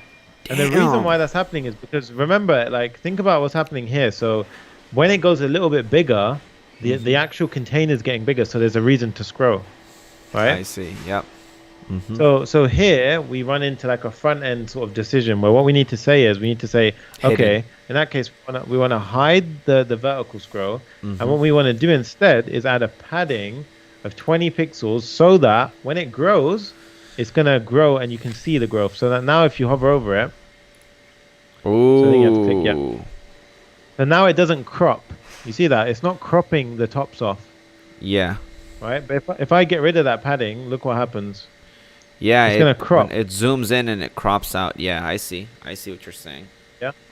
So you have to, like, if you're going to do a transform, you're going to have to pad your container. Yeah. So that's the first thing. But if you notice in Netflix, like in our clone, we didn't have that little scroll bar because, to be honest, it looks a little bit ugly, right? Yeah, that's what. Yeah. So Okay. what you need to do is you need to basically do this special rule. You need to say row posters. So row posters, and then you say colon, and you say WebKit. So it's WebKit. So I think it's dash WebKit, and then it's dash scroll bar, and then here you basically are saying this is basically a rule to say tell all of the browsers. So whether it be in Edge, Chrome, Firefox, whatever you're using, display none. So this is saying don't ever display your scroll bars, but keep the functionality of it. Nice. That is clean. Yeah. No more scroll bars. So that way it looks really nice, right? Yeah. So that's really cool. So then we get that working and everything's sort of nice in that front. Now what we're gonna do, and this is gonna blow your mind a little bit. So we've basically just set up the row, right? We've set up a row. It seems to be all good. Everything seems to be nice. What we're going to do is we're actually going to do a little optimization here. So in React, whenever we render a big list, so in this case, I know it doesn't sound like a lot, but when you've got 20 items in a row and then you've got a bunch of those rows, we should be rendering it in the most efficient way. And React has something called a key, right? And here, if you just need to pass some unique information here, which is unique to that specific, in our case, each of those pictures, we need to give it like an identity, right? So that way, if anything changes in that row, React doesn't simply re-render the entire row, it just re-renders what it needs to re-render, right? see. So what we can do here is we can say movie.id, because each of those movies that came back actually had their own ID. Yep. So we can go ahead and do that. And that will fix it for us. So if I do this and save it, now what you can see is you wouldn't notice much, but it's actually a slightly bit faster than what it was before. Nice. Right? So that's a small optimization step that you do. Yeah. Remove it real quick. I know it's probably not going to show that much, but Yeah. So if we remove it now, you'll see if you refresh it. yeah, even when I refresh it, refreshes just a little bit slower to what it almost feels like. Yeah. Yeah, and when I scroll You're through, gonna notice it. Yeah, especially when you scroll through, and the way sort of React caches and everything like that, it Yeah. really does play a good part in sort of helping it out. So we can Yeah. get rid of our little marker now, and we've got some simple code that's sort of doing what we want. Nice. So the nice juicy part now is basically where we rendered all the rows before, This Wow, is where Devin, it's this is one cool compliment. So Devin says it's funny. I just struggled with this padding trick for hours yesterday for a slideshow. If only this video came out yesterday. Dude, honestly, I feel your pain. Do you know how many times I sat there and I couldn't figure out? I had a job once and I couldn't figure out how to overcome that padding issue. And I must have spent the entire day trying to figure out how the hell do I get like the padding to show out of it. So you're welcome. I'm glad. I know that pain. Yeah, Nice. damn. It's funny Awesome. because Sunny Uh, will know all these things. Like all of this stuff takes like so many days or weeks or months of pain, but then you might just give that trick just up front, almost kind of like it's nothing. So a person who's listening, and even this happens to me because you say it so casually because now it's normal to you, and maybe yeah. it's not normal to me. I'm listening to it and I'm like, oh, maybe it's important. But if I hear your voice and it's normal to you, I'm like, oh, I'll ignore it. It's probably not that important. So I think Yeah. one thing that's important for everybody, if you're watching this, just know that whatever value you're getting is months or years in the making on many different, jobs, freelancing, and all of those skills, and just hours and hours of like learning this. And you also have your masters, right? Yeah. So yeah, when he says it, he will his style is he will say everything like super calmly, like it's actually no big deal, but like write that shit down because it's gonna save so many hours and frustration for you guys. So that's just one thing I want to say. Just because I know Sunny, Yeah. he's a good friend of mine. Nice. Yeah, it's true actually. It's a really good point that Kazi's mentioned because I tend to sort of forget that very quickly, and it's like Kazi always reels me in back to sort of like you're saying it really casually to maybe explain it a bit more. So I think something just to know and add to what Kazi said there is, guys, whenever you're sort of coding something or like building from scratch, you're always going to run into problems or sort of situations where you would spend hours. I'm not joking. Like we've spent, even when me and Kazi have been coding before, there's been hours where we sit there and then we had a problem one day where we spent hours and then within 5 minutes we set a timer and we managed to solve the problem. Yeah. So sometimes it's insane. Like it could take so long and then suddenly a light bulb will click. Just don't Right. quit. My only Yeah, advice is don't quit. and even like sometimes it's very disappointing because even when we were working on the Stripe to make that one form work, I mean, there's like Yeah. we spent 80 hours and 3 or 4 days coding that up, like non-stop coding, and most Yeah. of the coding was just like looking at documentation, just being frustrated and like not understanding, and like we couldn't even make one line of code progress on that project for so Exactly. long. So that happens sometimes. Exactly. Definitely, it does happen, and it's something which is completely normal, and you shouldn't feel disheartened by that. Yeah. Yeah. So Okay. we're gonna have a little bit of magic here, where we've just built a bunch of components, and we built it in such a way that it's gonna be really impressive to show you something now. So if I go ahead and I just paste these components out, so inside of the app, the really nice thing now is we have a bunch of different categories. So we've got trending now, we have top rated, so top rated, Just to be top rate. clear, I'm gonna say here so they can see it. So we have Yep. top rated, which is gonna be this category right here. What's the next? I think it's action movies. Action movies right That's there. It's comedy movies. Yep. Then it's horror movies, Mm-hmm. Romance movies, and Hold on. documentary. Where's my arrow when I need it? Documentaries. Oh, yeah, I spelled that wrong. Yeah, documentaries. Here we go. Documentaries.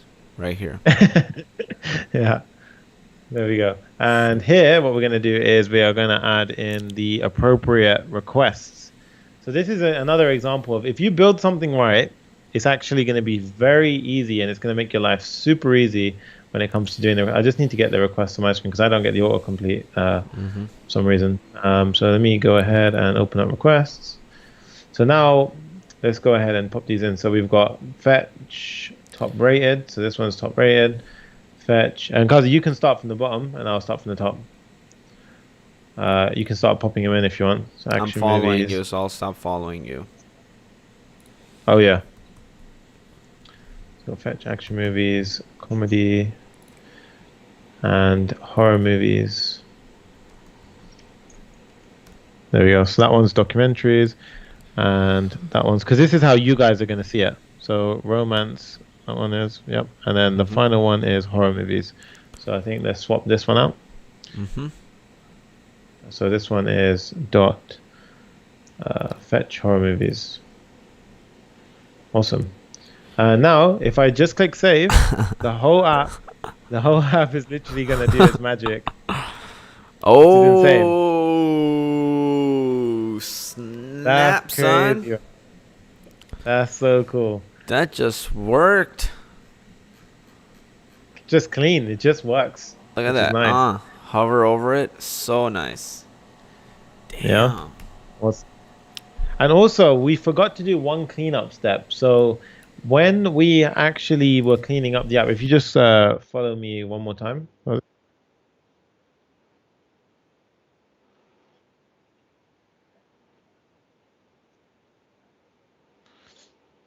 So let's, yeah. So now what we're going to do is let's go over to app.css. So when you actually start off, guys, I want you to get rid of this stuff. So go ahead and clear out app.css. It will change the look and feel of your app, but we don't want to have anything inside of our app. What I would recommend is you go inside here and you add this one rule, which does this. So we say margin 0. So because by default, the browsers give you this weird margin. So if you notice on the right where Kazi's got the preview open, as soon as I add this rule and I save, look at the imaginary margins that are going to disappear, right? See that? It gets rid of all those imaginary margins, right? And we just don't want those to start with because we don't want to deal with them. So that's something just to a side note. You want to get, I love that arrow. You want to just get rid of that stuff. Yeah. Oh yeah, this one here. So the mod.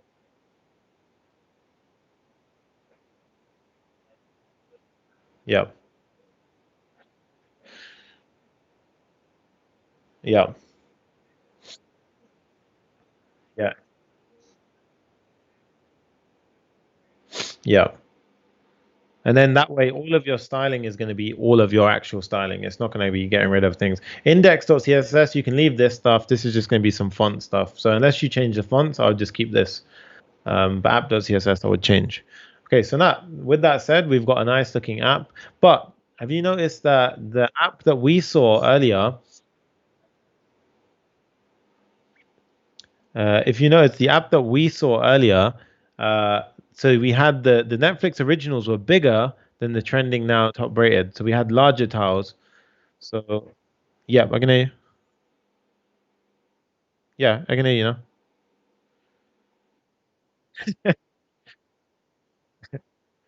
Oh, really? Oh, okay. Oh, yeah, yeah, yeah. That's true. Actually, might be not on the stream. Okay. Yeah.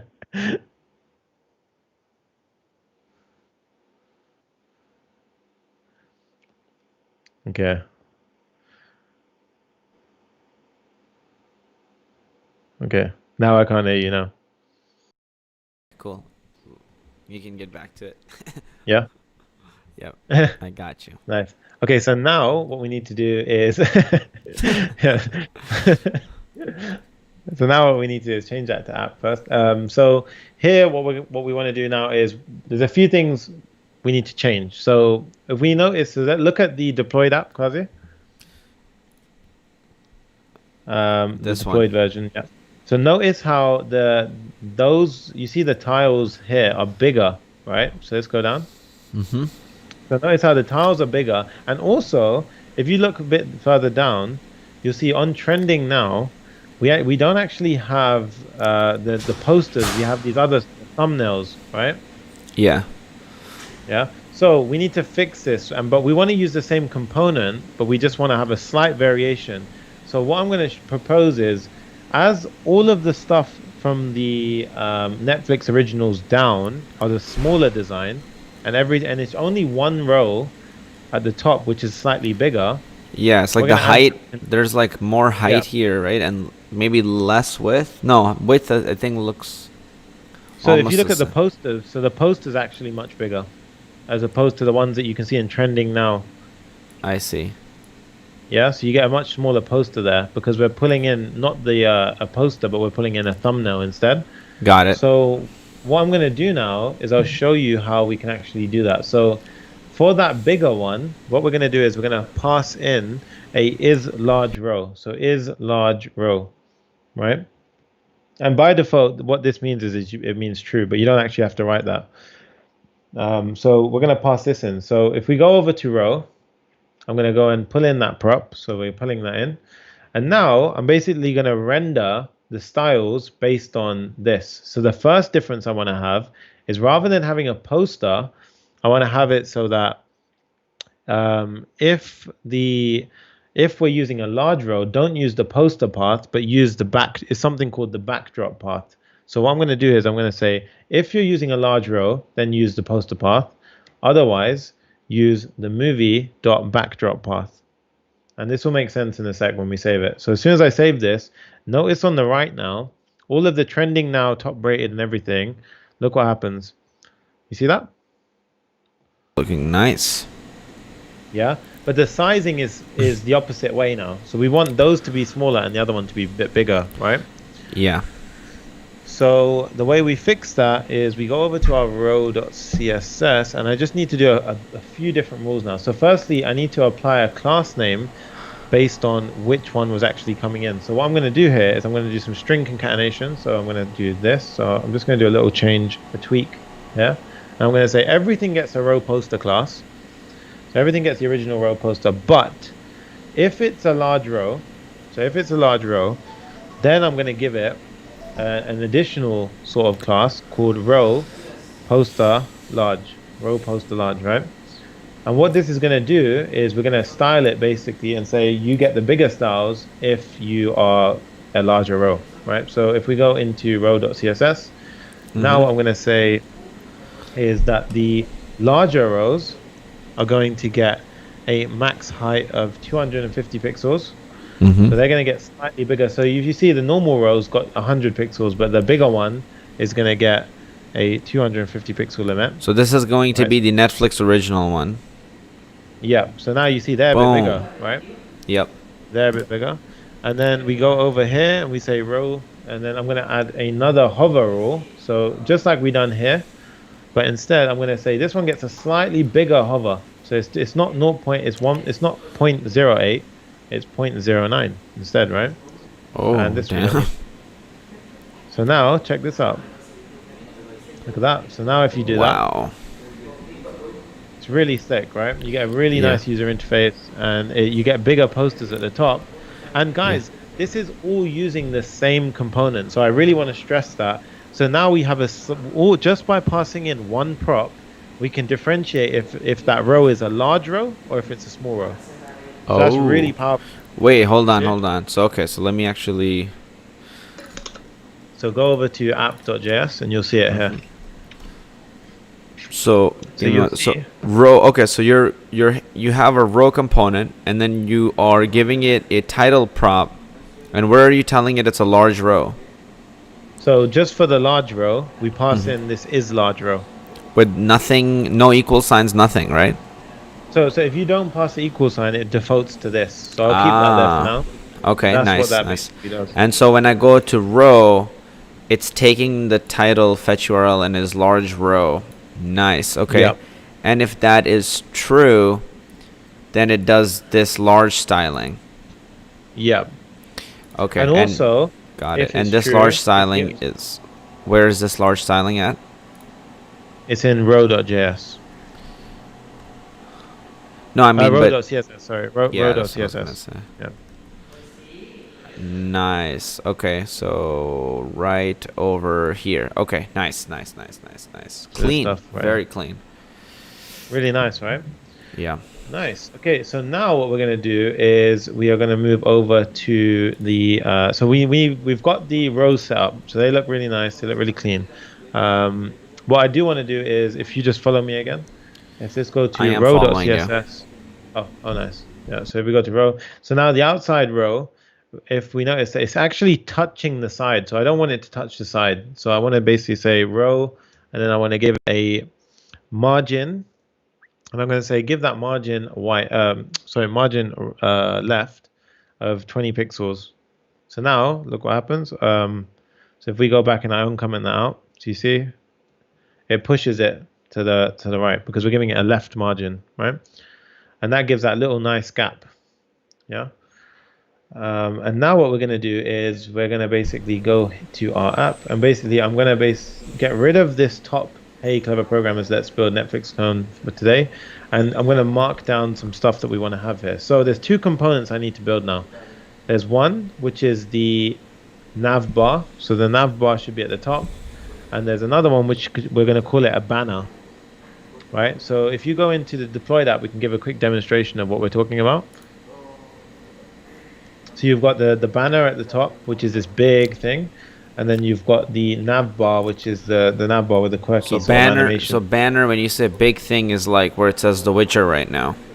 Yeah, exactly. Okay, so we're gonna build this banner out right now, so, right? And then header is this thing right over here where it says Netflix at the top. Exactly. Okay. And now we'll start to see everything sort of pull together when we get this in. So banner, we're going to go ahead and create right now. So we're going to go and we're going to create a banner, and I'll create the file so that way it doesn't stop the sharing. So I'll go in and create a banner.js. And so we're now inside banner.js, and then we go here. I just need to import it. So I need to do import banner from, import banner from banner. Yep. There we go. And remember, guys, there's a little snippet trick. So we say RFCE, boom, it gives us everything, which is always nice. And now I'm going to just check something. So now what we're going to do is we basically want to, so for this banner, we need to think about how it works, right? So it's basically, because it's a top, it's going to be something called a header instead of a div. So I just like to do that always to start things off. But I want to basically have a few things. I want to have a title. So the title is, if you open up the deployed app, because it'll be more visual to show them. Yep. So we have a title. So that's The Witcher. So this is okay. Got it. Yeah. So we have the title, which is for The Witcher. We then have we're going to have a div, and inside of that div, we're going to have two buttons. So that's going to be the ones that you see. So play and my list. Mm-hmm. And then we're going to have a description, right? Yep. So these two buttons right over here. Yeah. And for this part, so I'm just going to add a comment here. Oops. Let me just add a, 1 second. Let me add a comment here. So this header, I'm going to actually give it a background image. Right, so this header, I'm going to give it a background image, and that's where you see that Witcher image, right? Yeah. So that's basically, I always recommend you do this because it kind of gives you a nice sort of overview of what's going on.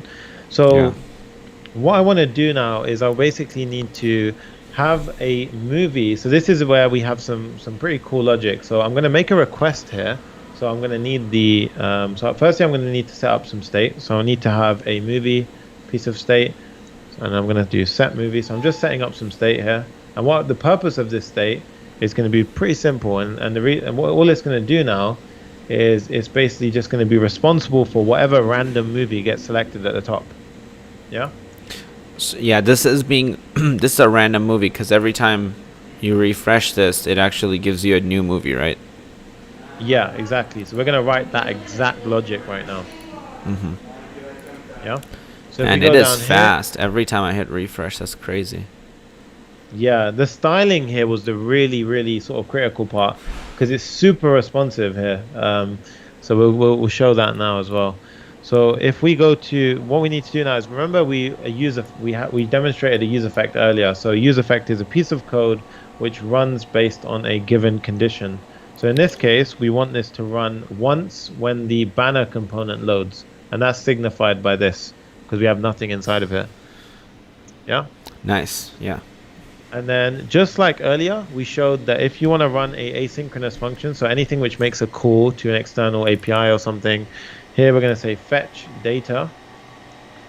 So you do it like this, and then you have your code in here, and then you basically need to actually call it, so you say fetch data.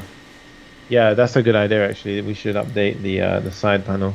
Yeah, I just updated the top. Yep, so now we're doing the banner build, yeah. Oh, so banner async build. Yeah. Yeah, so now we're building the banners. Awesome.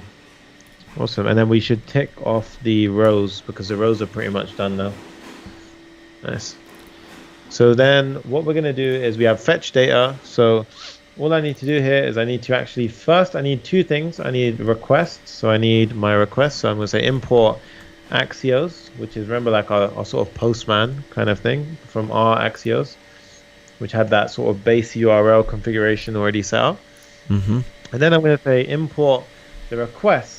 So remember those predefined requests, the ones that we have like fetch from the romantic section or fetch from the action movies, all of that stuff. We're going to import that stuff as well. And then what I'm going to do here is I'm going to say const request. So const request equals, and then here I'm basically just doing this. So I'm going to say await, and I'm making a request to get the Netflix originals, because all of those random films at the top, I want to have them to be the Netflix originals, but you could have them to be the action films or the trending films or something like that. Yeah. Yeah. And now this is the clever part, right? So previously, the way we did it was we had something like this. We had console.log, we had something like this. We had request.data.results, right? And that had 20 different results in, request.data.results. Yeah. Now this had this was an array. So this was a big array. So imagine like you've got the array here. It's a big array, and then we had like movie 1, movie 2, like movie 3, right? We had a bunch of movies inside of this array, right? Yeah. But the problem is that now we don't actually we just want one, but I want to basically randomly select it. So I want to randomly select which one that I want. So in order to randomly select which one, the way we do it is I say, so this function right here is just basically grabbing a number. Random one.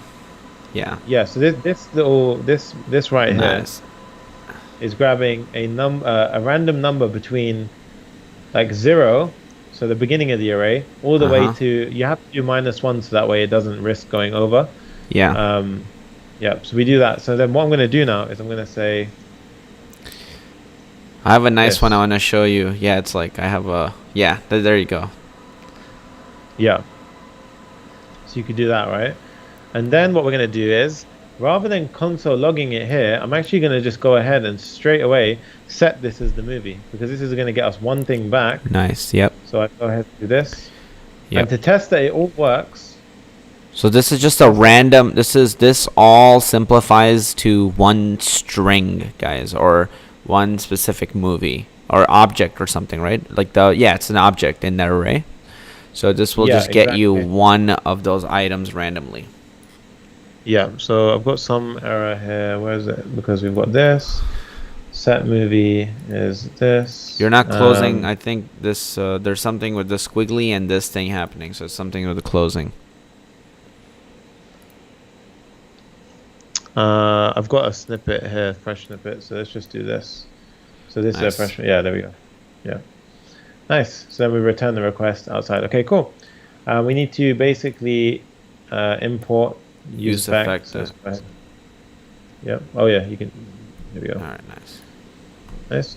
And then basically to make sure that this is working, I always just do a console log. I'll do a console log. So console log movie. So now. Where do you have CLG? That's a snippet. That's ES6 snippet. So that's another extension. That's another extension called ES6 snippets. Yeah. Mm-hmm. So here, what we're going to do now is, this is from requests. That's why it's freaking out. Mm-hmm. Okay. So now if you open up the inspector, you should see that a random movie gets pulled in the console.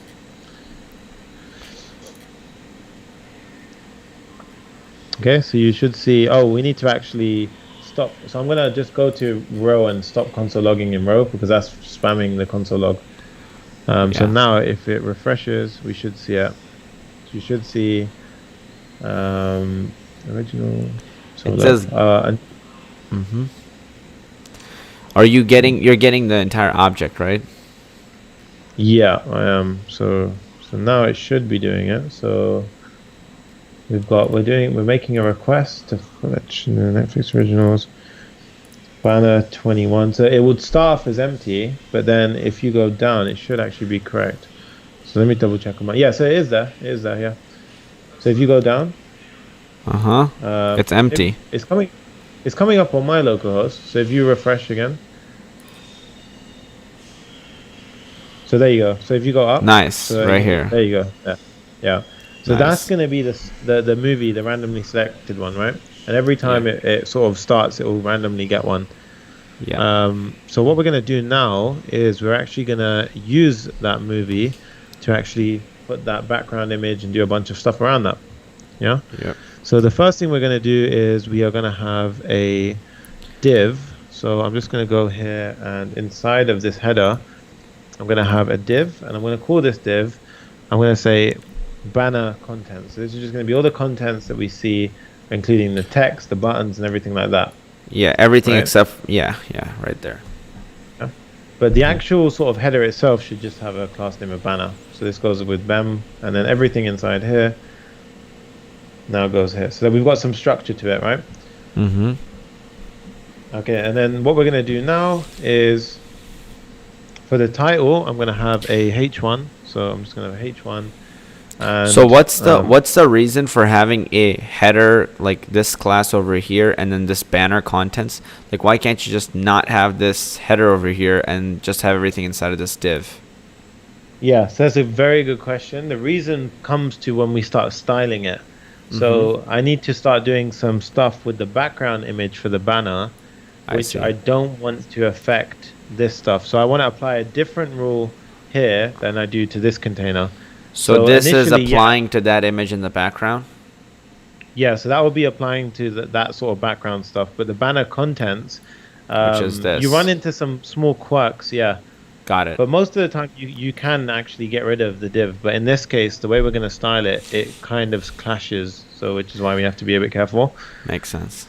Okay, so the next thing now, so the first step I'm going to do is actually add that banner background. So let's go ahead, and here I've got a snippet here. So let's go ahead and use this. So basically I'm adding, so in React, what you can do is you can actually add like sort of JavaScript CSS, right? So here you can do style, and then you can basically pass an object. So an object inside of your JSX. And inside that object, I'm going to pass these rules. So background size means use up all of the size from the container. Background image, this is, remember that base URL? So this is just that base URL for any picture. And we're saying go and get the backdrop path. So not the poster image that we're seeing on Netflix originals, but the trending now and the top rated, that sort of image. We want to see that one on the back. Yeah, this little question mark is for if the movie is ever, for any reason, undefined, it won't freak out and crash. It will just say like handle it elegantly, right? And background position basically just centers it, right? So now if we save this, we should see, so let's scroll up and I'll save it and then we'll see it pop in.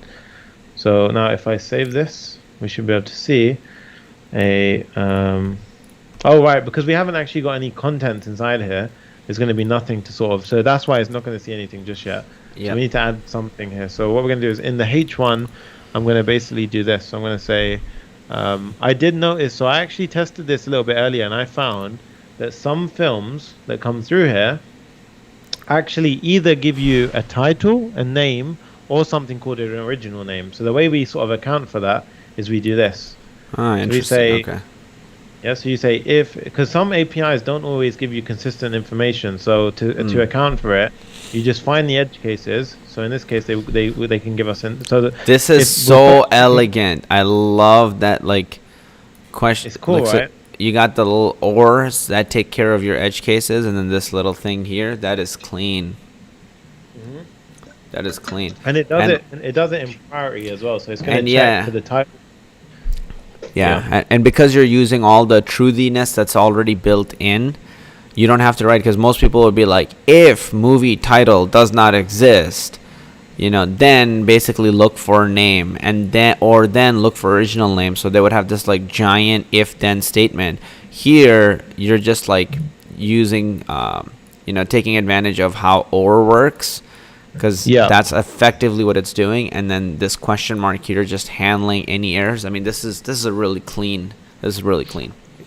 It's really elegant, yeah, and I Yeah. recommend that everyone sort of uses that. And the question mark was actually something pretty new that came in. It's called optional chaining, and it's just yeah. As soon as it came in, I was super happy about that because it saves you a bunch of headache and stuff. Yeah. So let's save that file now, and we should be able to see. I saw something see at the it's- top right there. Yeah. So we've got, remember we haven't styled that properly, but it's actually starting to look a bit, somewhat in the right direction, right? Yeah. So let's carry on with that. So we've got that, and then what we need to do now is actually. So remember we've got this, so we can get rid of our little marker here. There we go. And then here we want to have a div. So I'm going to say div, and this div is going to be called banner underscore buttons. And inside of here, I want to have two buttons. So I'm going to have button, and then in Emmet you can see this. You can say button times two. Which is cool, and you can actually say, so this is a really cool thing in Emmet. So Emmet's a shortcut that's usually built into VS Code. So you say you can do this. You can say button, and then for each of them, I want them to have a class name of button, and I want to say I want to have two of those buttons. And then watch this. As soon as I hit enter, boom, gives me two buttons. Nice. It's really cool, right? Yeah. Kind of saves you from typing out all that boring stuff, and it gets the class name right. Yeah. So the first button is going to be called play. The second button is going to be called my list. Yeah. And then that's Last name those again? buttons, and it's called Emmet. No, I So know, it's I know. But what did you Right. do to make sure it got the class name? Did you give it the class name when you hit the autocomplete or whatever? Yeah. So So, you did- I'll actually write this entire thing in a one Emmet statement. So I'll do div. Mhm. Yeah. So I want a div with banner buttons, Mhm. Oh yeah, yeah. Yeah. You did give it the and class inside name. of it, I want to have a button with banner buttons, and I want to have two of those. And look what happens. If I save that, Ooh, nice. Yeah. It all Cool, happened right? at once. Yeah, that is nice. Slick. really good And for and to list. autocomplete it, what do you actually what's the hotkey to autocomplete an Emmet statement? You just hit enter. It will automatically start to do it. So you know, Got like it. how you do H1 and you click enter. Mm-hmm. That's Emmet. Nice. Okay. Awesome. I love how your girlfriend Maribon, she is like stopping people from spamming in the chat. That is real I just support. saw it. Nice. Yeah, like Gopal Krishna, stop spamming. I think we actually have a mediator, right? We have a few. We that are have actually checking multiple out the chat. mediators. Yeah. Nice. Yeah, go Melbourne. Nice. So we've got the div, and the last thing we're going to do is description. So I'm going to quickly add a description. So I'm going to use H1 and just say class name. So I'm going to get a class name of banner. Oh, I should have used Emmet here. Emmet description. That's fine. So we say description, and then here I'm basically going to use the movie overview. So here movie overview. So that's another property which is actually just, they actually do give us a description. So it's like a synopsis, right? So we're gonna do that. So nice. So we have everything on the page in a rough fashion, right? So it might not look that pretty, but it's all sort of there. Okay, so now we're gonna actually style that because it looks really horrible right now. Yeah, the information is there. I agree. Yeah, it looks really horrible. So this is gonna be a real transformation right now that you guys are gonna see. So we need to, I'm going to create a banner.css. So banner.css. Oh, the button is there. Buttons are there too. I just realized the buttons are there. Marvel's Daredevil, the header is there. I mean, as a backend developer, I mean, what else do you need? You got everything. That's it. Yeah. I mean, like a backend developer at this point would say, I'm done. Yeah, yeah. Yeah. Jacob at this point would usually be like, I'm finished. Yeah, yeah. So what we're Job's going to done. do here is now we're going to have banner. So let's do this. So I'm going to style the banner. What was that? Keep going. No, keep going. Keep going. Yeah. So we're going to have the banner. And here I'm going to say the color of the text is going to be white. So that's the first change I want to Yo, make. check this out, bro. Devin just said, didn't know about the Asterisk 2 in Emmet. That's crazy to me. I also didn't know about the nested Emmet commands. You just sped up my workflow like crazy. Dude, you can even put brackets around complicated Emmet statements and do ×2. So you get the whole thing twice. It's insane. Like you could do that level of like it's really crazy. Damn, bro. Dude, I just realized I look adorable with this little thing right underneath here. You know, I got a good look going, so I'm just gonna keep it.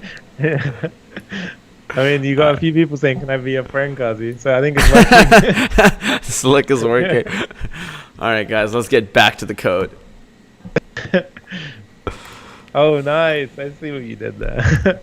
Okay, Yeah. object fit contain, object fit contain, and then here we're gonna do. I'm gonna give it a set height. So a height of. I sort of was playing around with it earlier, and I think a good height was. Like the most specific thing. Yeah, it's like when you're a good developer, you guys, you can just nail this in the first try. Like, Yeah. Honestly, it's because all I was doing was looking at the actual Netflix app, and I was kind of just like adjusting that number until it came somewhat near it. So yeah, that's how that's how I got that number. Nice. So what we're gonna do next is we have the height, and then I'm also going to do the contents next. So the contents are what actually contain everything inside of the. So if we look at our banner here, everything that we have, so all of the sort of text elements, so you see where the buttons are, where the header is, where the description is all inside of banner contents. So if we go over to banner contents, I'm going to add a margin left. So I'm going to add these one at a time. So margin left is first going to push the stuff slightly away from the edge. So as soon as I save that, we'll see everything push slightly away from the edge. We should see that. Oh, hasn't saved. Yep. So now you'll see on your screen, it should have pushed away from the edge. So banner.css. Am I? Oh, I'm not importing. Oops.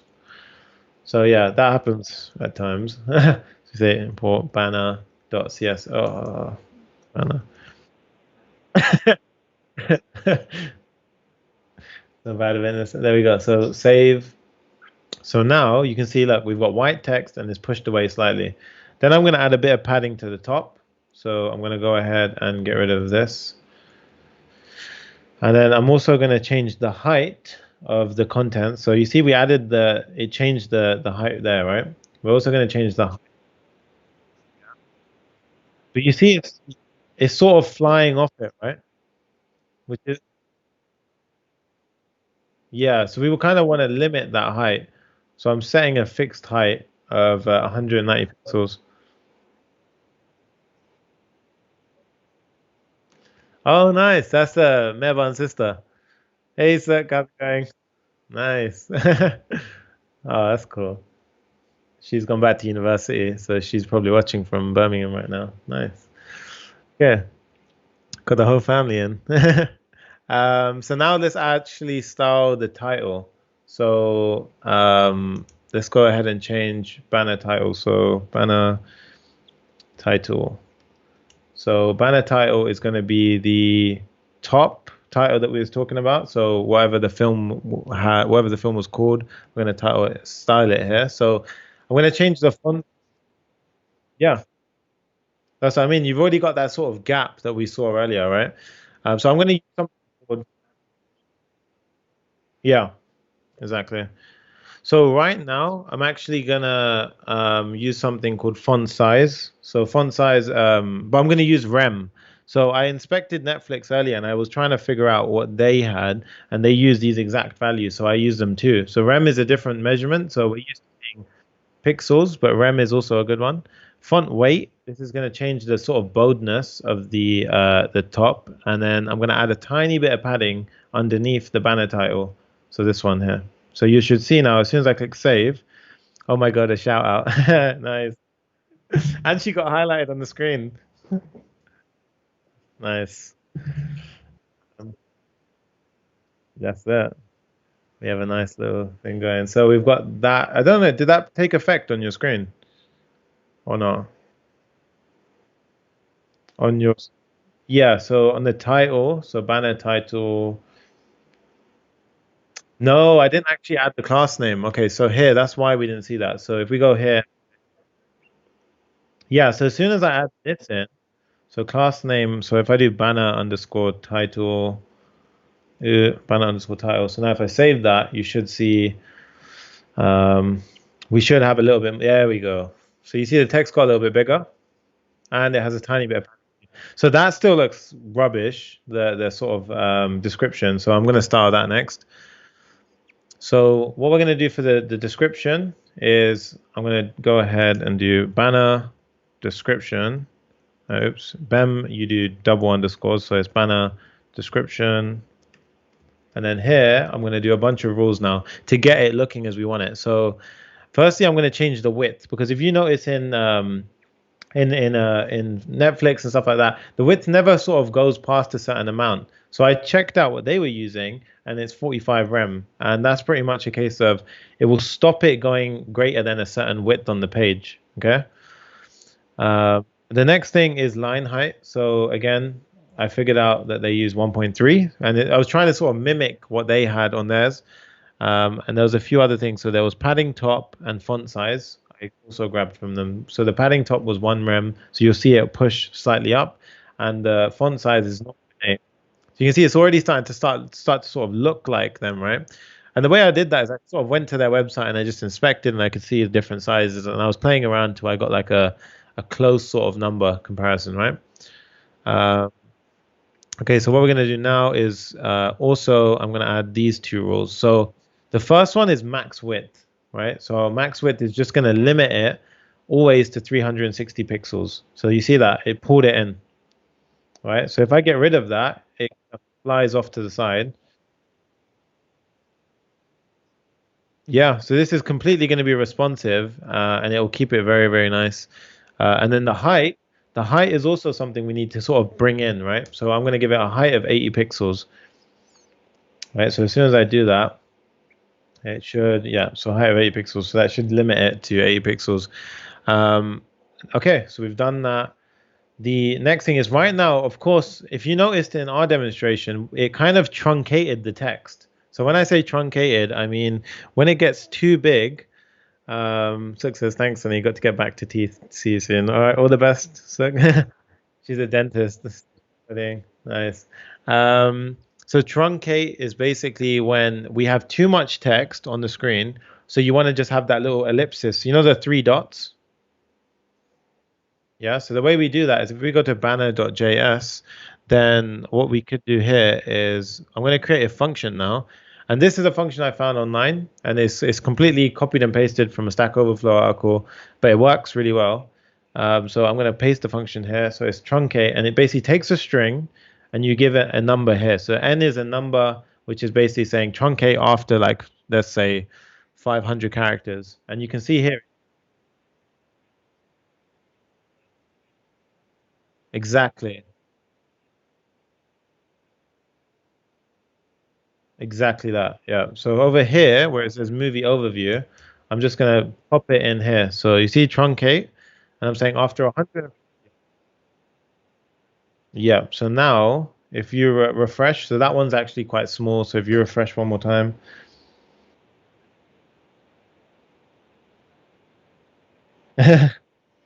Oh, oh, there we go. So you see that it truncated. Yeah. Yeah. So that's a really nice way of sort of keeping it nice and short. And that was a first for me as well, doing that, which is quite nice. Okay. So the next one is the buttons. So the buttons look a bit like ugly right now. So I'm going to just copy this entire snippet, because this pretty much the buttons, I literally got the styling exactly from what I saw. So this exact snippet right here is the cursor is basically going to make it so it's that little finger pointer. The color of the text is going to be white. I don't want to have any borders. The font weight should be slightly bold. A border radius of this means it's going to be slightly rounded on the corners. And then a bunch of padding and margin rules. And then the background color, this is like a light gray that we have here, and then the slight padding on the bottom. So to make it easier to read. I can hear you. Yeah.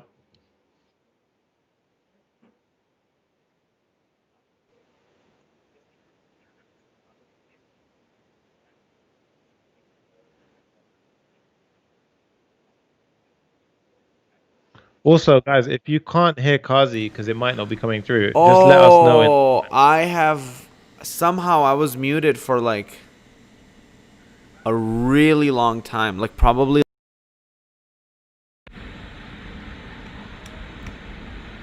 Oh, really? Yeah, like I just realized I was probably muted for literally like half the stream or something. Something really long. Oh, damn. Yeah, Yeah. I just saw that. So thank you guys for letting me know that it was muted. Now it should be working. Okay, I'll keep the I was hiding Yeah. the volume levels, sound levels. I'm just going to keep them visible at all times so we can see it.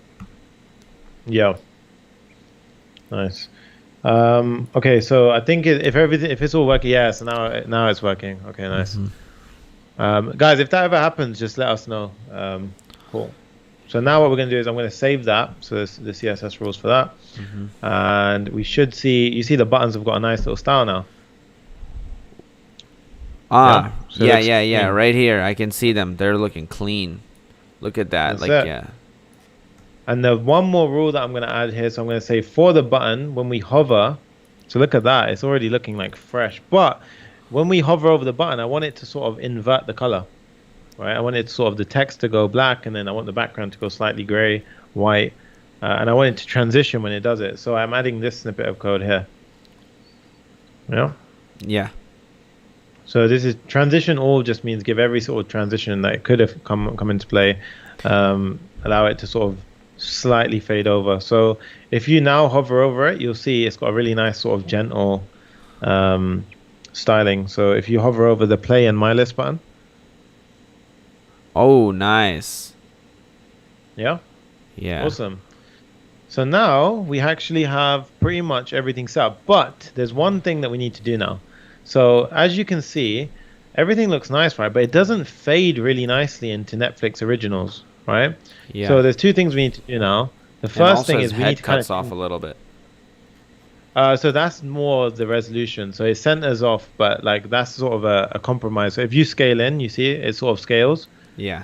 So that's gonna need some additional code, but for now it gets the majority of screen sizes. You see that like it would Yep. work for majority, but like that's more of a dynamic issue. Yep. But in this case, what we need to do now is the background of the app. So I'm gonna go ahead and find out what we've done here. So background of the app. So if we go over to our app.css, I'm gonna add a slight background color. So you see the entire app is surrounded by a div here. I'm gonna style that div and give it a background color of this. So 111. So I think this is like it's near to black. I think it might be black, but it's pretty much just slightly off. It's just slightly off, right? Ooh, nice. Yeah. So it's starting to look a little bit better, but I mean, like the text on the Ooh, look at rows. that. The text is gone. Yeah, Yeah, the where it text, says trending now and all of that. yeah. So we need to go to Oh, I row.css. see. Because it's actually black. That's why. Yeah, but you see, like Okay. it's like a nice kind of subtle sort of gray right now, right? Yeah. So all we need to do is go to our row and change the color of the text, so color to white. So if I save that now, boom, yeah, sort of gets that color back. So what we need to do now is if you look at the deployed version, so if you check out the deployed version, Yep. you'll be able to see there's this really nice kind of gentle sort of fade, right? So that fade looks super nice, like, and it adds that sort of final sort of finishing touch to it, right? So if we go over to banner, so I'm going to go over to banner right now, banner.js. And what I'm going to do is, so if I go to banner.js, that's not my banner, banner.js here. So if I go here now, what I'm going to add is, I'm just going to add an empty div, right? So this might sound very strange, but I'm going to add an empty div, and it's just going to have this. So in BEM, whenever you've got like we're saying we want to have a banner, but it's going to have a modifier. So the modifier is we're going to say fade bottom, right? I think you're not following me anymore, are you? I am. Oh, yeah, nice.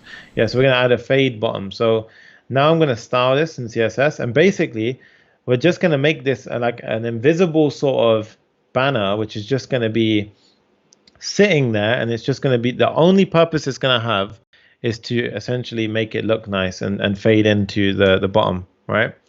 So the way we get that working is we basically need to add the following. So this height I've calculated based on the height that we use up here. The one that we've done. It takes some playing around, guys. Whenever you have like a fade, you're honestly gonna have to play around with it, and I'll show you what I mean by that. So this is a background image, and it's got a linear gradient Mm-hmm. here. So if you inspect it, if you inspect it, I'll show you what I mean. So Wait, if you wait. inspect What is about? What has that? Is it this over here has a little gradient?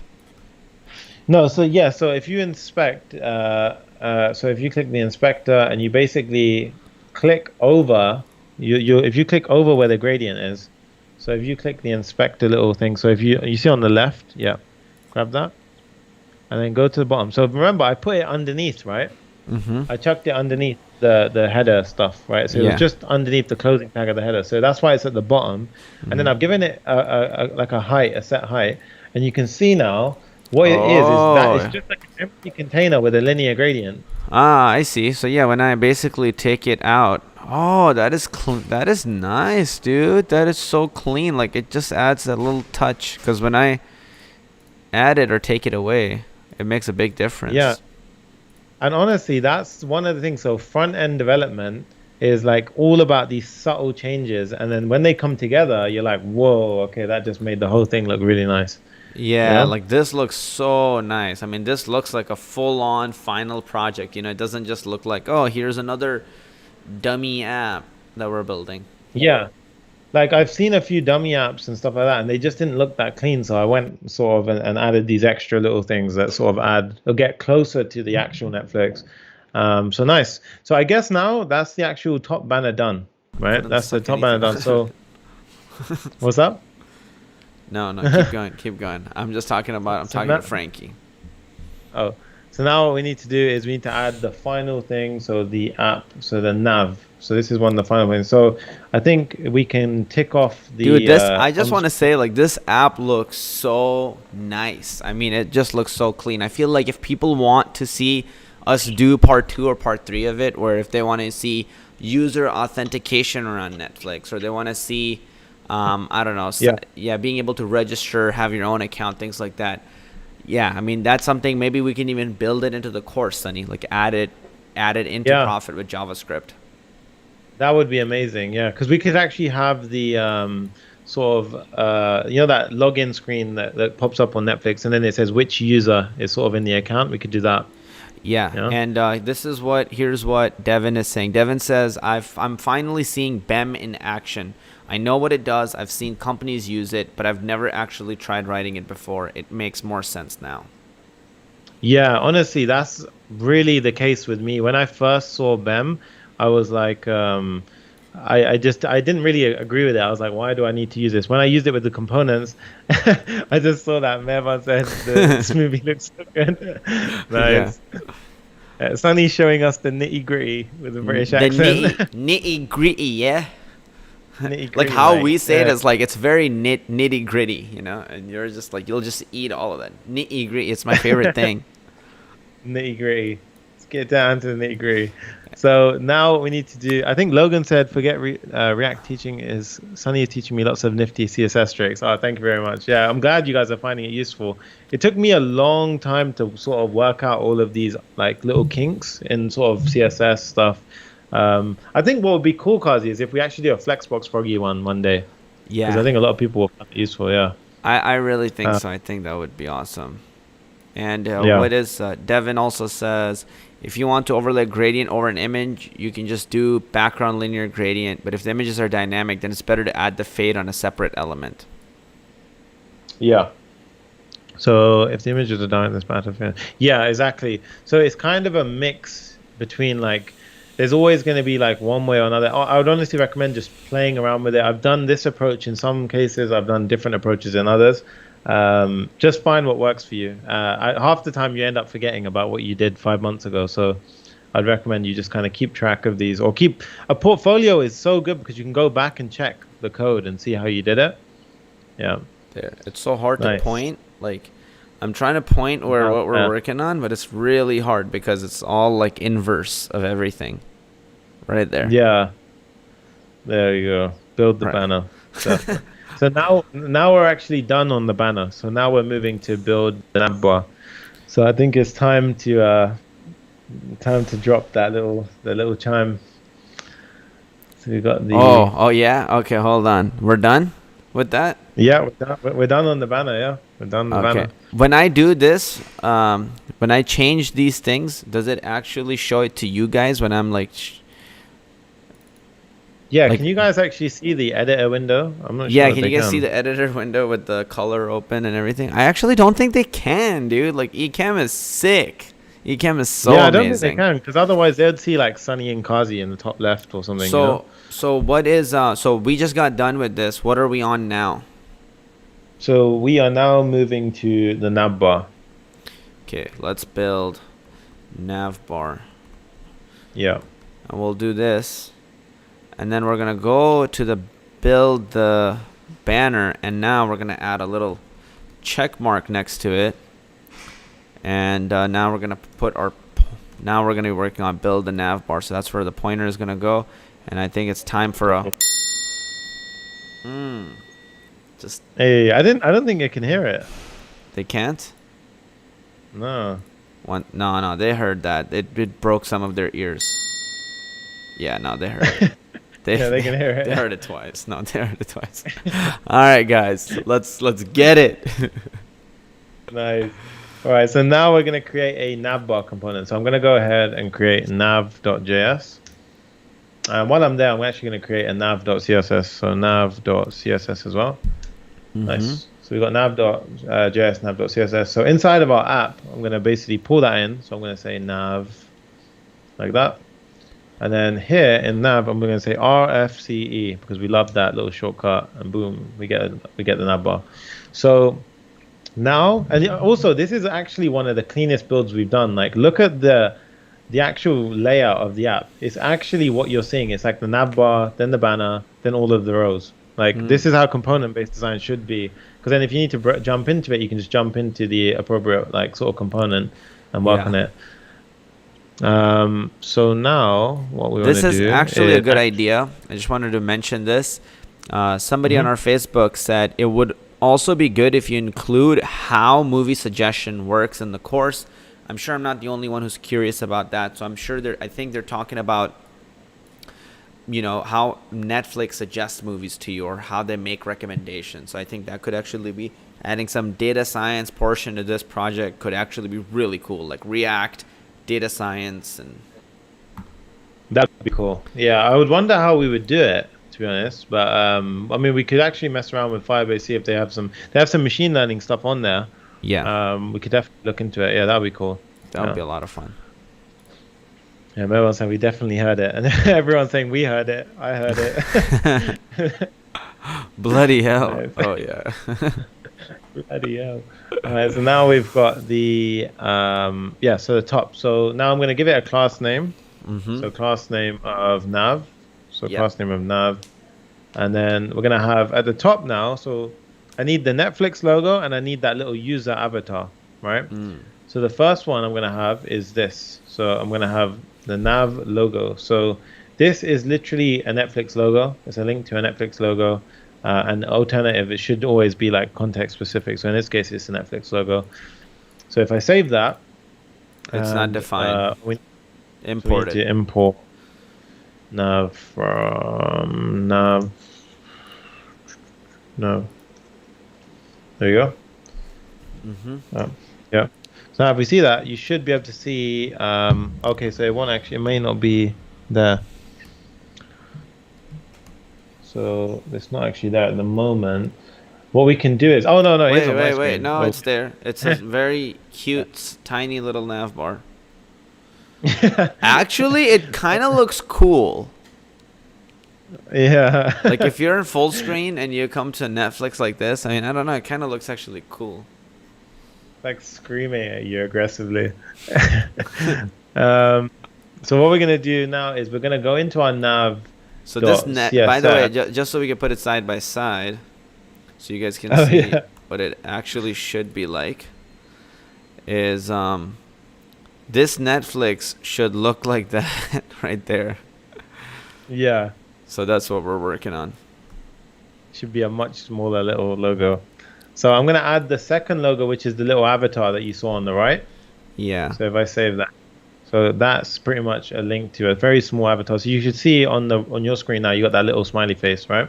Yeah, very little. So Tiny, tiny. so now this will be a really good exercise for everyone to pay attention for. It's going to be pretty much how we use Flexbox, and we combine that with fixed positioning to get everything that we need in the correct layout and form, right? So let's just So put it side by side real quick just to kind of address what you're talking about. So basically, we're going to be using, so right now, first of all, this is in a column and this is in a row. yeah, So we're probably going to use Flexbox and do that, put it in a row like this, right? exactly. And then are we going to Yeah. be using object fit contain to make the sizes smaller of this, or does Flexbox We will automatically do that? No, we do need to, whenever you're dealing with images, if you want to keep the aspect ratio so that it doesn't stretch or act all weird, you have to use object fit contain. Got Yeah. it. And how will we make it this small? So that we're going to use we're just going to set the width and height of it. Yeah. Got it. So Okay. we're going to set the width and height of it, and then we're going to allow Flexbox to determine how far apart the two elements should be. Got it. That makes sense. Okay. Yeah. And I'm also going to show you a little sort of edge case that everyone runs into, because I ran into it today again. And it's a really sort of cool, really sort of nifty point that everyone should sort of, if you run into it, we're going to go over how you fix it. So the first part is the div that we're going to style. So this is the sort of container that surrounds everything. So the first thing I want to do is I want to say that this should be there all the time. So I want it to kind of always be at the top of the screen, right? Mm-hmm. So fixed position allows it to stick to the top of the screen. So if I do this, like this, and now if I do that, you should see that even if you was to scroll, I need to save the file. Okay, so now if you scroll down, Are you importing this file in your? no, I'm not. That's a good call. Good. Yeah, that's twice now. Damn it. I'm picking up on the now, pattern, you know. That's it. Nav.css. So now should come in. So Ooh, clean. Now it just do you goes see that? So Dude, I don't know. It So kind it's of looks kind of cool. fixed I on think top we're of it. done. I think we're done. I think like everyone give the video a thumbs up if you enjoyed that. Oh, oh my Nice. god. So now what we're gonna do is we are going to so this is the problem, right? If I give this display flex, yeah, so what we would typically do at this point is I would say display flex, and then by default it should go into a row, right? So if I save this, it should go into a row. But can you see how it did go into a row, but it's acting a bit strange right now, yeah? Yeah. So I mean, what we're gonna do is we're gonna handle it as we normally would, and we would assume that because the Netflix logo is so big, it's just pushed over so far to the side. So I'm Yeah. gonna go ahead and style that logo. So I'm gonna say nav logo, and I'm gonna give that so I'm gonna say that one is width of 80 pixels. So it's gonna be very small. So you see this? If we do this and save it, Yeah. now you see it's horrible. It scrunches up, right? So to fix that, we do object fit contain, right? And save it. And now you should see like it saved that aspect ratio. So now it's like that tiny little thing, right? Yeah. Now if I do nav avatar and I do it like this and I say position, oh no, sorry, I say width Nice. 30 pixels. Now this one, and I remember I also need to do object fit contain, otherwise it's going to get all horribly messed up. Object fit contain. So if I do that, them two together, boom. Ooh. Yeah. Clean. It's not clean. And then if I do justify content, so justify content, and I do space between. So I want the Flexbox to figure out what the space between it should be, right? So this is where you would think things are broken, right? So I ran into this today and I was like, why is it not working? Oh my God, like why is it not behaving? So what happens is when you use position fixed with these rules, it doesn't behave the way you need it to for some reason. So I think this position flex has a clash with justify content or something like that. And I tried to do width 100%. So even if we were to do width of 100% here, you can see it's also, okay.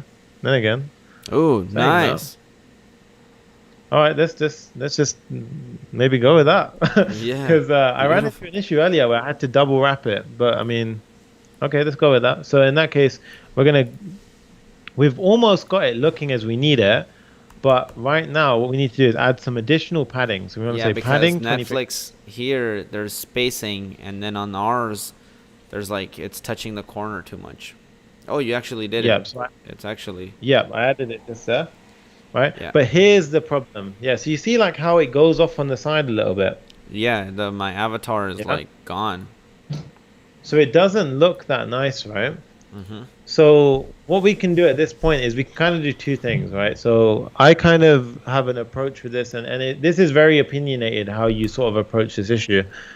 So what I would do here is I would give the nav logo, because it's always going to be fixed in that top corner. I would give the logo a fixed position, and I would say left 0, and I would say and that. So now the logo is not actually going to look like it changed too much, or it is going to go Oh, push to the left nice. a bit, right? Yeah. And then the right one, I'm going to give it a position fixed, but I'm going to say right. Right. But I don't want it to touch the side, so I'm going to say 20 pixels. So it's going to just slightly go away from the side. Ooh. See that? Yeah. Yeah. But for the first one, I can actually say rather than left 20 pixels, I can give left 20 pixels, sorry, and it should push away from the left, right? Yeah. Now, I don't actually need that additional padding, believe. Oh no, I do need that padding because that's the top of the thing, right? So that's why I did that, yeah. Mm-hmm. So in this case now we've got fixed positioning. So if you was to scroll down now, everything looks perfect as it should. Like, Yeah. Look at that. see Wow. that? Whoops. Everything looks really clean. It looks nice, and it sort of does what we want it to do. Damn. Um, Look at that. That is looking perfect. it's nice, right? But what we want to do now is basically have it. So how can we do it so that I have this? So if I do background color black, right? So you see like here, for example, I need to give it a height. So say, for example, I want to have, so I'm going to show a neat little trick now. So I'm going to set the height of 30 pixels because these values can be fixed because we know what the size of the logo is and we know what the size of the avatar is. So it's fine to give a fixed height. So if I gave that 30 pixels, there we go, right? Nice. But I I can see the don't header want now. that black. Yeah, I don't want that black stuff to come up until I scroll down. Mm. Right. So if you look at the deployed version, Yeah. Basically, it's you nothing see is like, there, right? There's nothing there. Let me refresh. Maybe get yeah, a lighter cover so it's more visible. yeah, So there's nothing around here right now. But then as I start to scroll down, boom, it pops up right over there. So yeah. that's what we You want. get really nice. You get a really nice sort of effect with that, right? Yeah. So what we need to do is, firstly, because it's a header, it's always a good idea to add a Z index of 1. So it's always going to be at the top. Yeah. And then what we're going to do is we are going to go into our nav bar. So this is something that is relatively new to me. I've used it once before, but it's basically what we're doing here is we need to add some kind of scroll listener inside of our navbar component. So that way it's listening to the scroll sort of. So we need to attach a listener to the window and say, when you scroll down, I need you to do something, right? Yeah. So what we're going to do here is I'm going to say, I'm going to have a use effect because that's what we kind of run to whenever we need this sort of like a piece of code that needs to execute on a given condition. So in our case, we need the code to run once when the navbar component loads, right? And that's Nice. and that's because we want to attach a listener, right? Yeah. So the code is basically this one. So I'm going to explain what it is. I'm going to snip it out so it's here, and it sets a piece of state. So So I'm it's going to comment out listening the to state. it's listening to a scroll, and if Yep. a scroll on the y-axis is greater than 100, like so basically 100 pixels or whatever. So basically, I'm imagining like even if I go to this app and I scroll down, so it's like it doesn't happen right this second. It doesn't happen now. It doesn't happen now. It doesn't happen now. But basically, when I'm 100 pixels probably down from the y-axis, that's when it kicks in. Exactly. Got Yeah. it. Okay. So that's when we basically want to set a piece of state, so handle show, to be true, right? Otherwise, if you're not at 100 pixels downwards in the y-axis, set it to false, right? Yeah. And what this is doing is saying every time like use effect gets fired off for whatever reason, before you fire it off again, just remove the listener, so that way you don't get like 20 listeners if use effect was Oh, to you ever can sort of fire off. remove listeners too like that. Yeah, you That can is remove listeners like that, nice. Okay. which is really clean, right? So Hmm. we need to obviously add a piece of state here. So the state that we need is this one here. So it's going to say const show handle show use state. So we're just setting up a piece of state here. So I'm going to import it over here and say use state Uh-huh. like this. And now what we're going to see is use effect. Oh, so we also need a use effect. So use effect. Um, and what we're going to do now is basically we're going to add a very little neat little sort of block here. So where we have the class name here, right? We're going to basically do some string concatenation. And I'm going to say it always should have the nav class. I always want it to have the nav class. But if show is true, right? So if they've scrolled past so 100 pixels and that variable gets set to true, Mm-hmm. then I want to also append this class. We're going to call it nav black because it's going to have the black background, right? So I'm going to save that, which means that now if you scroll past if you scroll down 10 pixels, if you scroll down, it's going to get the black bar. But obviously, we haven't set up the CSS yet. Yeah. So previously, I had it to always apply, right? So if I get rid of that when I save it, now it's going to have nothing as a background. Yeah. Yeah. But if I now add the rule for nav black, so if I say nav, so firstly, I want to copy that background color. So where is it? This one. So I'm going to copy that. And I'm going to say nav black here. The background color is this. So now, no, look what happens. If we scroll down, it's going to snap the color in. Nice. Yep, it does it instantly. But I mean, in Let's our make sort it of let's demo, make it let's make it really visible. So here guys, yeah, if you look at it, there's nothing, right? But when I scroll down, you'll notice it snaps it in. You guys see that right there? The little snap in like that. So we want to make sure that that's not there. If we look in our completed app, when I scroll down, you'll see that it has this nice little fade in. So that's what we want to add to our app right now. yeah, that's a really good point. Yeah, so that's exactly what we're about to add. So the animation code to add that is this. So here we pretty much have a transition. So this right here is saying add a transition to everything that you do in here. So whether or not the width changes, whether or not the opacity changes, anything, add a 0.5 second delay to it. So it's going to have a nice little fade. And then we're saying this is basically saying for all of your transitions, how do you want to handle them? So we're going to use something called ease in, which gives you a very nice sort of gradual fade in, right? Mm-hmm. So let's save that and let's check it now, and it should all be really nicely doing it. So if we scroll down, Nice. If I scroll down, yeah, that's awesome. It really has nice, a nice right? little scroll. Let's refresh so it's clear. Let's find a lighter image. So right here, this is gonna be, yeah, boom. Ooh, that is slick. It is so Nice, right? crazy how I went from just keep feeling like, oh, it's a draft app and I don't really care, to like, I really feel good about this app. Like, I kind of want to just be in it and do stuff, even though I know we didn't add Yeah. much more functionality. And that's the thing, guys. Like front end development, what makes a good front end developer is literally very subtle things. Like it's super subtle, but many people think it's always like these massive changes that you need to do. Honestly, it's the small tweaks that you learn to sort of do really well that give you big wins. So literally, in this case, that little fade in. How do you get that? The little sort of fade in from the banner to the rest of the app. Those sort of little small wins.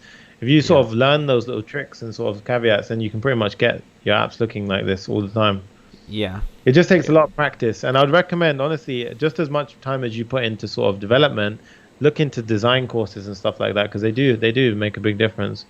Yeah, that's actually true, because honestly, sometimes it motivates me to then add more backend and more functionality to my app, because I get inspired every time I look at my app.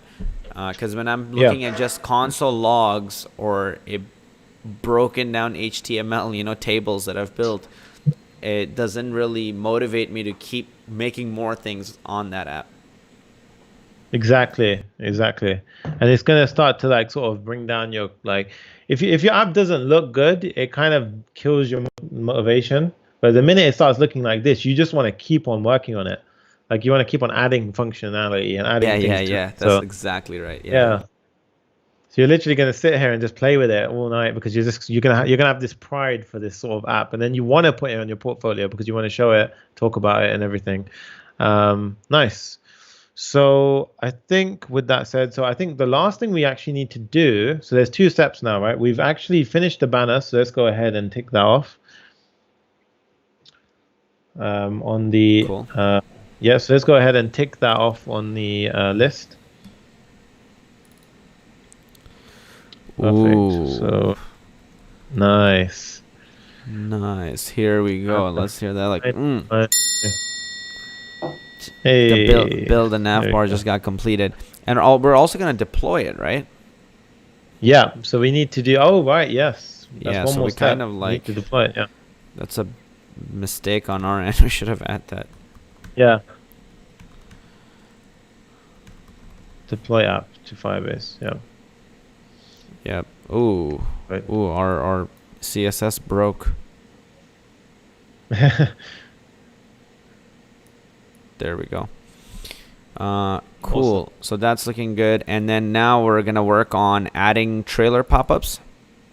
Yeah. So trailer pop-ups right now. This one is more of a sort of we use two packages to get this to work, right? We used one which was React YouTube. So the first thing I'm going to do is install a dependency in our project called React YouTube, and I'm going to go over to the app, our terminal. I'm going to cancel our terminal. Before we continue working on it, let's just explain what it is. So for example, when Yep. I hover over dark and I click it, You think you can fix me? Nice. Jean, you are not. And we want it so that when you click dark again, it will close that. then when I click it again, yep, it's gone. And yeah, that's here. Yeah. So that's effectively what we're trying to achieve. Sunny, you were on mute for a little, just a few seconds because it was playing system audio, but now you're back. So Okay, nice. this is what we're trying to build right now, guys. The ability to add like trailers to our app. Exactly. Yeah. So now the way we're going to do that is we're going to use two packages. One is called React YouTube. So I'm going to go ahead and install that. So I'm going to cut the app running and I'm going to say npm I React YouTube. So I'm in the terminal right now, Kazi. Yep. You want me to follow yep. you? Yep. Okay. There we go. Command So J. if you press, yeah. Uh-huh. So I just ran a command called npm I React YouTube. Ah, and that's okay. going to bring right in here. Yeah, that's going to bring in the code for that. And then we also have another one Command is called npm I React YouTube, right? Yeah, and there's another one called npm I, and we need to do movie trailer. So it's npm I, and it's movie trailer. Movie dash trailer? Yeah, movie dash trailer, yeah. Okay, this is... And you guys can see my whiteboard, right? When I have it here.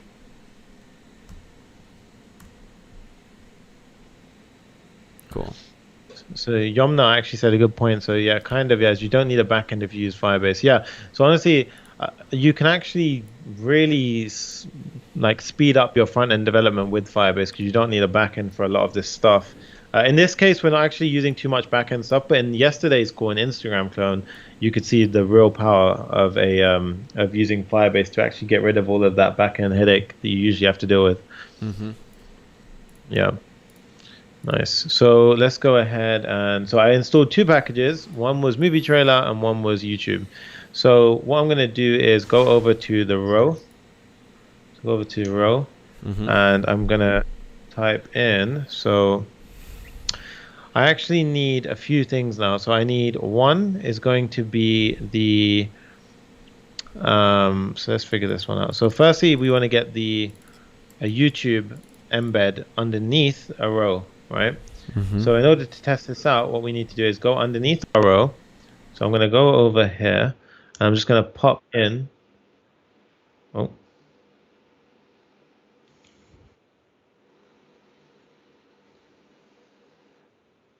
Yep, I can hear you.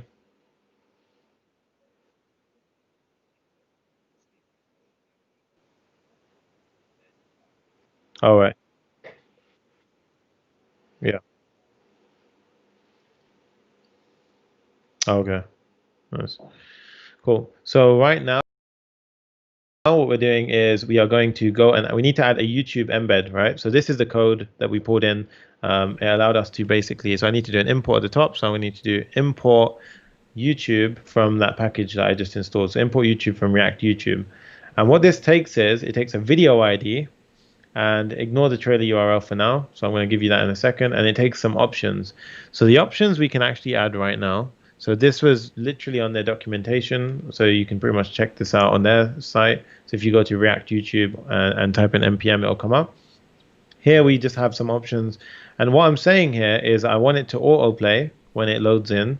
And I want it to be 100% of the width and 390 pixels height, right? And then what we need is we basically just need to give it a video ID. So if I go over to YouTube right now and I quickly grab a video ID, I'll show you how this works. So if I go to YouTube, oh, my computer's actually freezing up for some reason. There we go, we're good. Yeah, so if I go ahead and get a video ID, so let's say I get the Netflix. I can go to, yeah. Go ahead. And what I'm saying here is I want it to autoplay. Okay, so there we go. So if I go into video ID and I just add in, I think it's this should be enough, right? So now if I go and check the app out, so if we go over to localhost and we refresh, I just need to save. Ooh, nice. Save. Yeah, I see. There we go. Right? But you see it's coming under every single row, right? For now. Which isn't going to be ideal. Okay, that's close.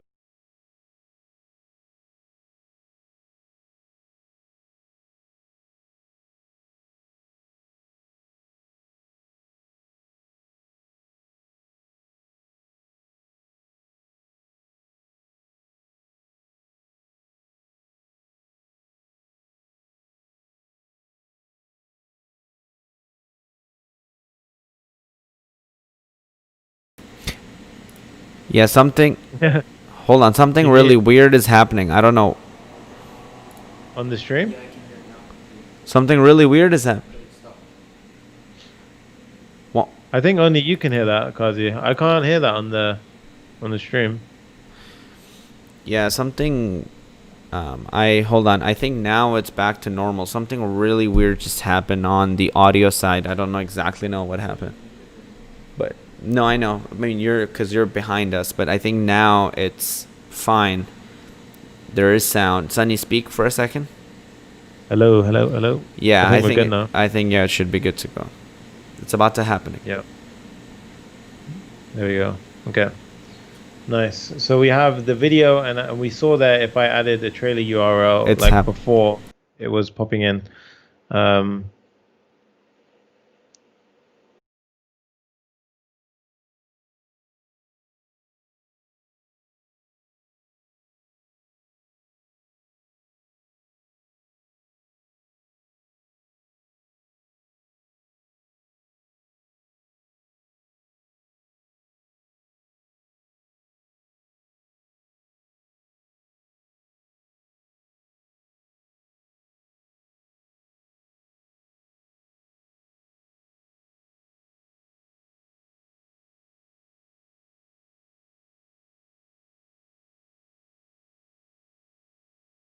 Meet me on the. Okay, guys, now we should be good to go. Sorry, it was that like autoplay was just freaking me out like crazy because it started playing our own live stream, so I started hearing all of us all over again.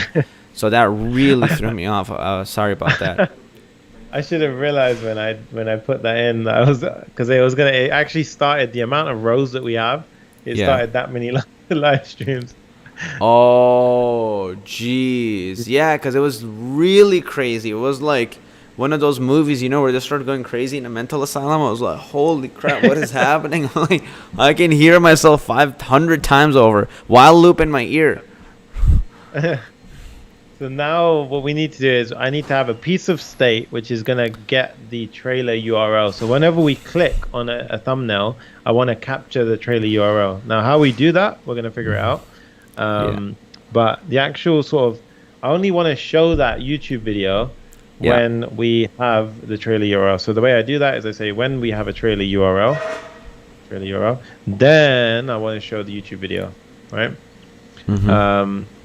So that answers that bit. So now what we need to do is I need to have it so that when we click on the image, so when I click on the image, Wait, hold on. They're saying problem with the sound, but now it should be good.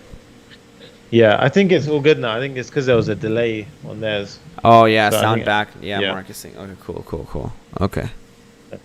So now what we do is we add a on click. So we say handle and then we do an on click. But I'm passing in the movie, right?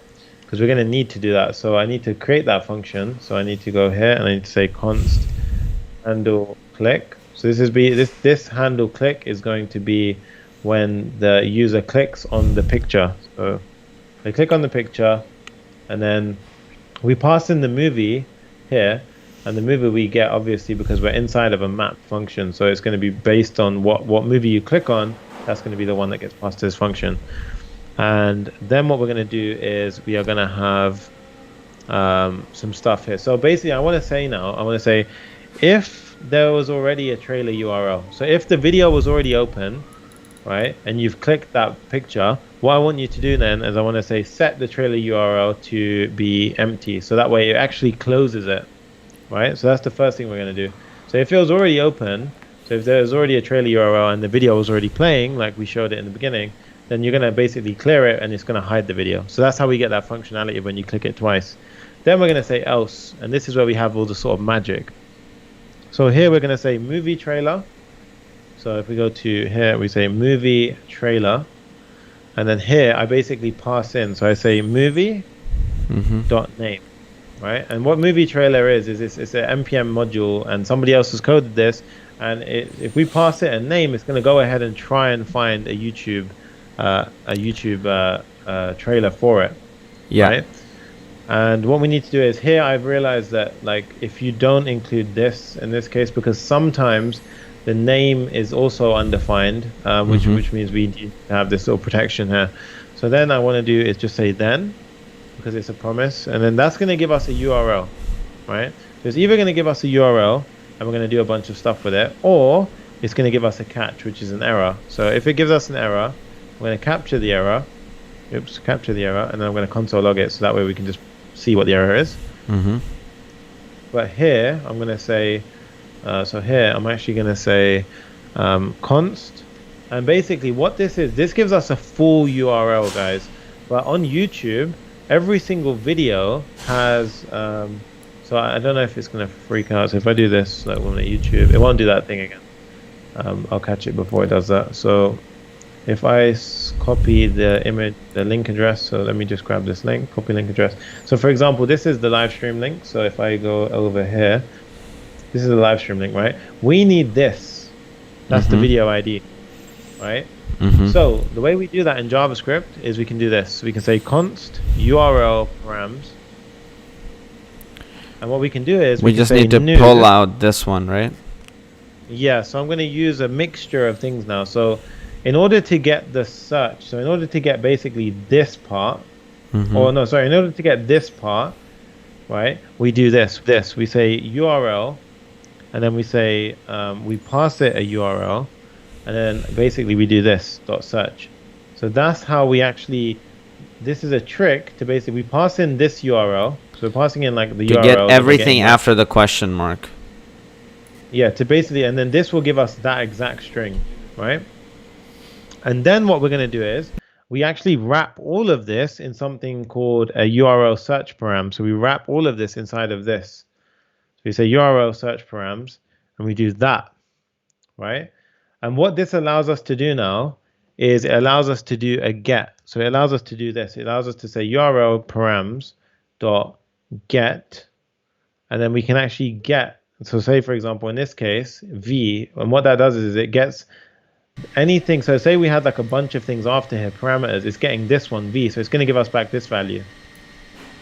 Yeah. Even if we had like, even after this, if we had banana is equal to 5, it will just get you the value of v and will not get you banana. But if you write banana, then it will get you that value right there. 5. Yeah. So in this case, we want v, right? So that's how we get that. So what I can do here is I can just say set trailer URL. So it's a really nice sort of little hacky way of doing this. You can say set trailer URL to that, right? And then obviously if it's going to then populate this, and it should show the video and everything should be working. So now if we go ahead and try it, so I need to just import at the top. So there's one more step. So I need to go ahead and do this. So I need to go and say import movie trailer from from movie trailer. Okay, so if you want to give that a demo, Kazi, and it should be good.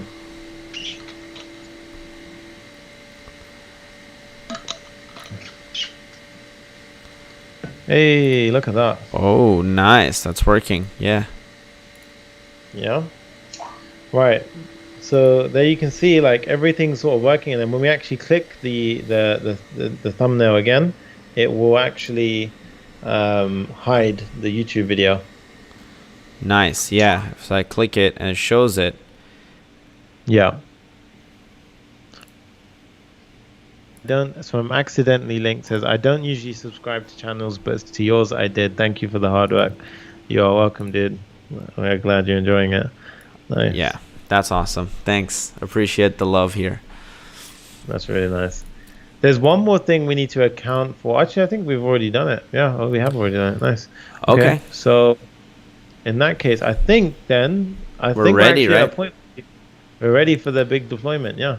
Hey, awesome. Nice. So let's make sure we go ahead and let everybody know where we're at. So we're gonna change this up. So now you guys will see. If you have any questions? Oh yeah. Oh, nice. So check it out. Now we're on the. Wait, hold on. Did that actually play? Sound effects are muted, I think. So that did not play. Here we go. Nice. So that little green check mark for add trailer pop-ups are done. Now, guys, we will be moving on to deploying to Firebase. So we'll be hosting our app online. Yeah, exactly. Awesome. So now what we're going to be doing is pretty much, and guys, when we do this, it would mean a lot if you guys, just so that we can reach out to you guys and see who's actually watching and interacting. Once we deploy it, you're going to get a little URL, and you guys can actually go and visit the project that we just built right now, and you can go and see that on your own computer and see it live, and it will be up and working, and everything that we've shown you can actually be on your screen. Yeah. And what we want you to do is, if you just share an Instagram video, and make sure you record yourselves when you do this as well, because we love to see your guys and see that it's all real, and otherwise it doesn't, to us it's just a number otherwise. So it's really nice to be able to see your faces, and then also show us the video, and make sure you tag us, and that would be awesome. Yeah, seriously. Yeah, I would do that, guys, because that actually is really, really powerful for us just to see you and how much you guys are enjoying it. So share that with us, and we will definitely respond to you. So we're going to show you the app. Go demo it. Take a story.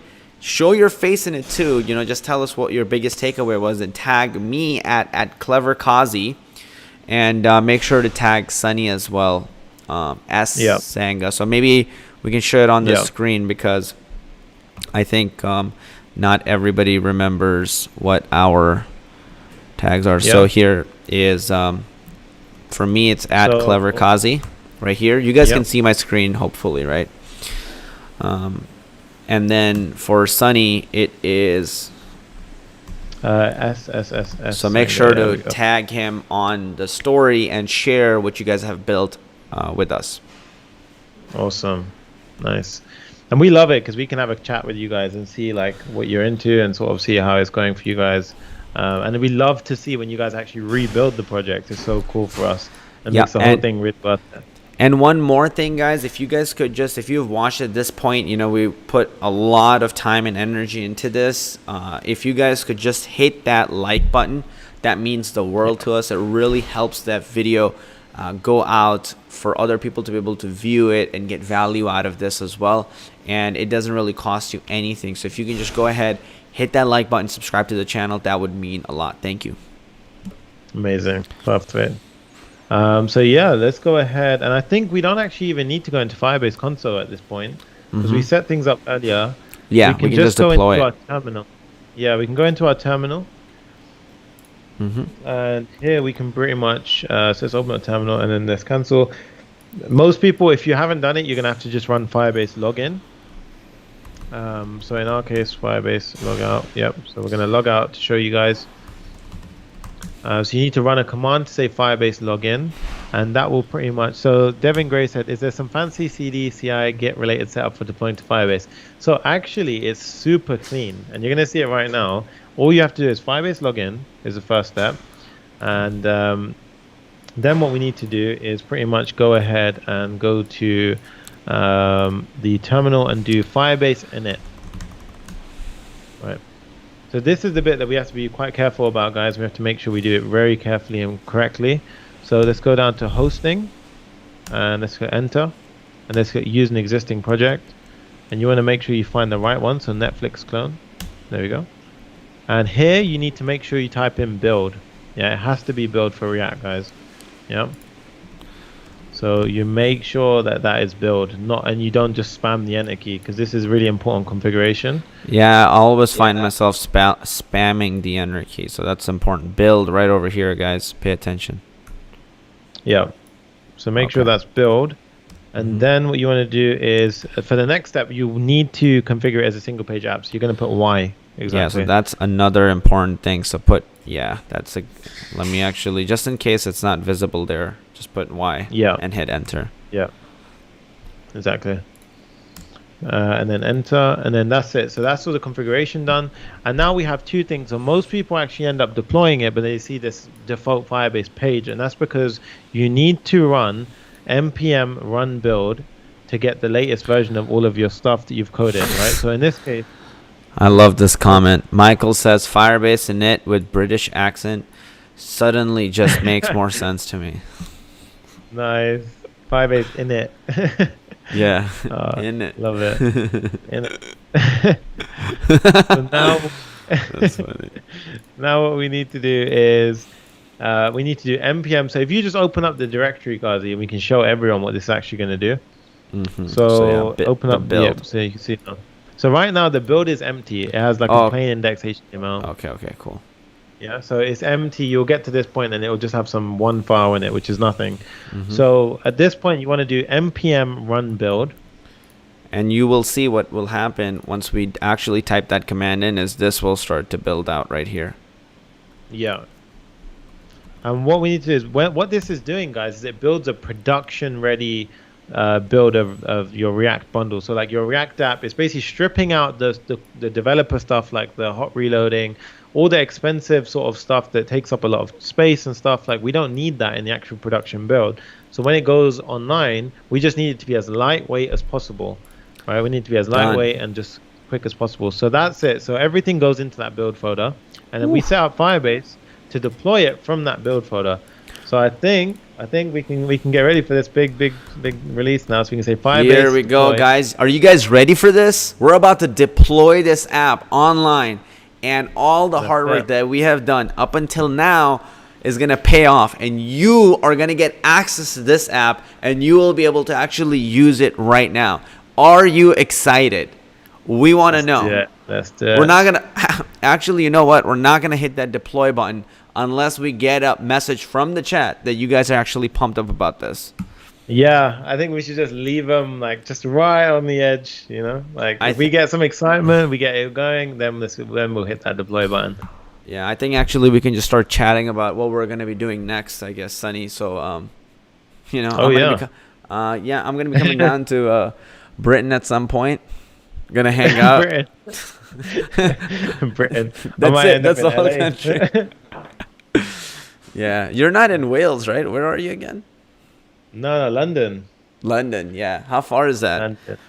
Oh damn! What People from- are actually excited. Joe is like, "Let's go." Michael is Hey, like, that's "Eat." it.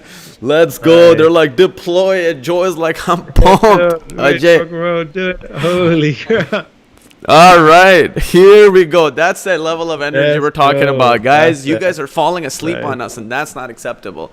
So that's the Yeah. level of energy we want in this freaking room. All right, 5, 4, 4, 3, 2, 1. 1. All right, let's check it out. I'm gonna hit enter. Vamos. We're getting let's go in all kinds of languages. That's what I'm talking about. Lauren, John. All right, it's deploying. A lot pumped. It's deploying. That's it, dude. And hold on, I think it just deployed. That's it. I think we're live. Let's go. All right, let me actually Nice. click this now. Hopefully it Let me doesn't drop crash. that in the link. Let me drop Woo! that in there. So There it is, guys. That's what we just built. nice. I dropped it in the chat. Go check it out, guys. Let us know in the comments what you think and give it a resize. Try and break it. You know, play around with it a bit. Awesome. Final Netflix clone app. I'm going to drop the link. I'm dropping the link in chat. I think everyone really loved that. And guys, if you're doing it, remember, shoot an Instagram story and make sure you tag us. We always love to see your reactions. Motherdan says, thanks, guys. Such an amazing session. You're the best. Blah, blah, blah. Nice. Lit. Lift off. I see. Netflix clone. Yeah, people are dropping the link. Alexandros, thank you for dropping the link. Everything Yeah, he says man. comes with a plus. Have you noticed that? Anytime you get Oh, a message, I don't know why that is. Isn't Is he messaging us from like the command line or something? Maybe. If he is, we need to bring him on. Yeah. Wow, that is sick.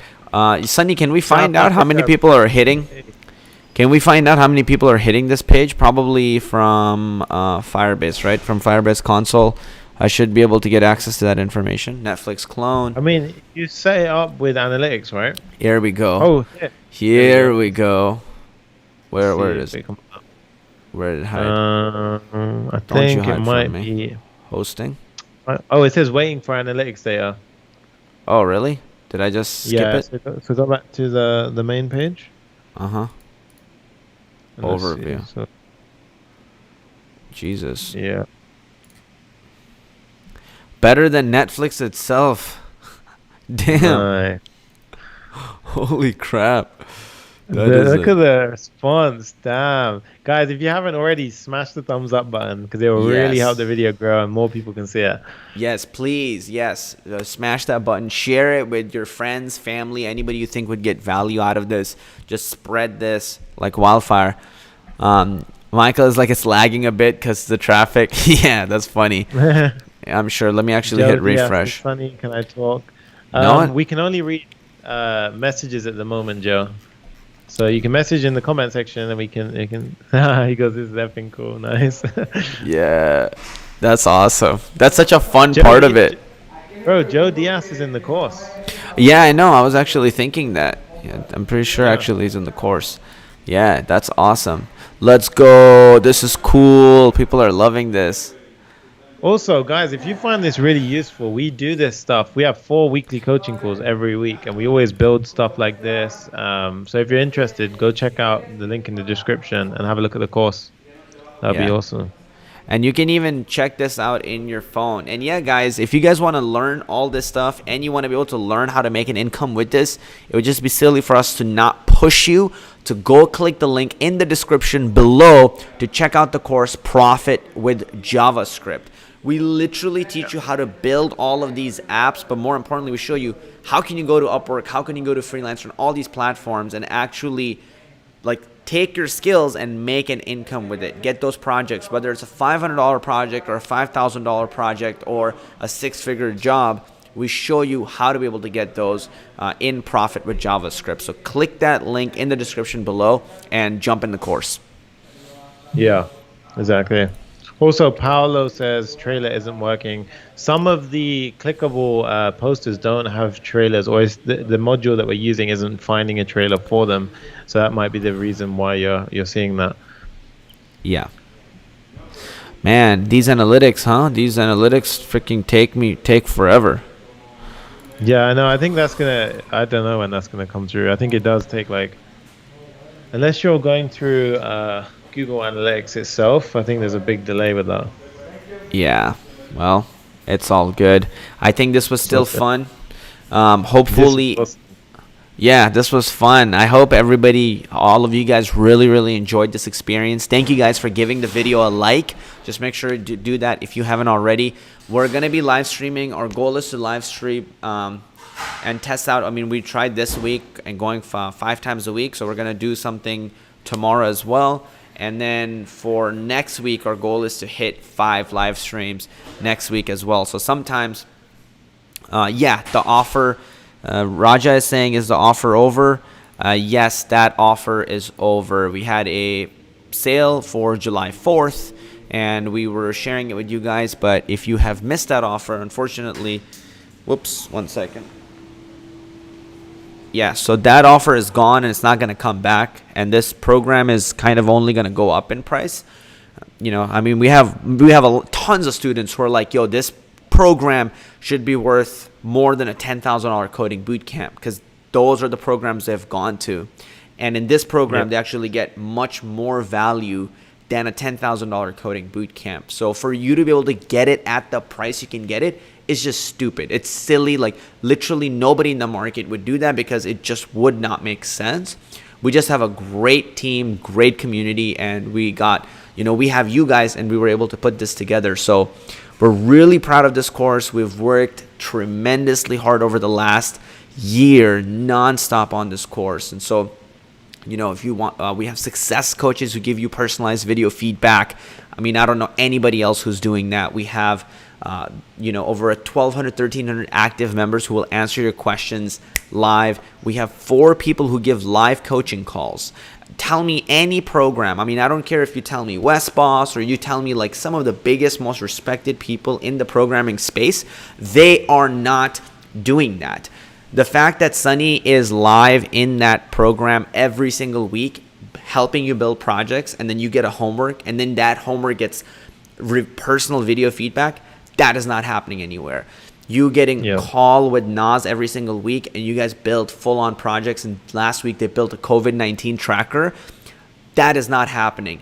And some of the people who built the COVID-19 tracker actually got paid and got freelancing jobs where they were literally building a COVID-19 tracker for them.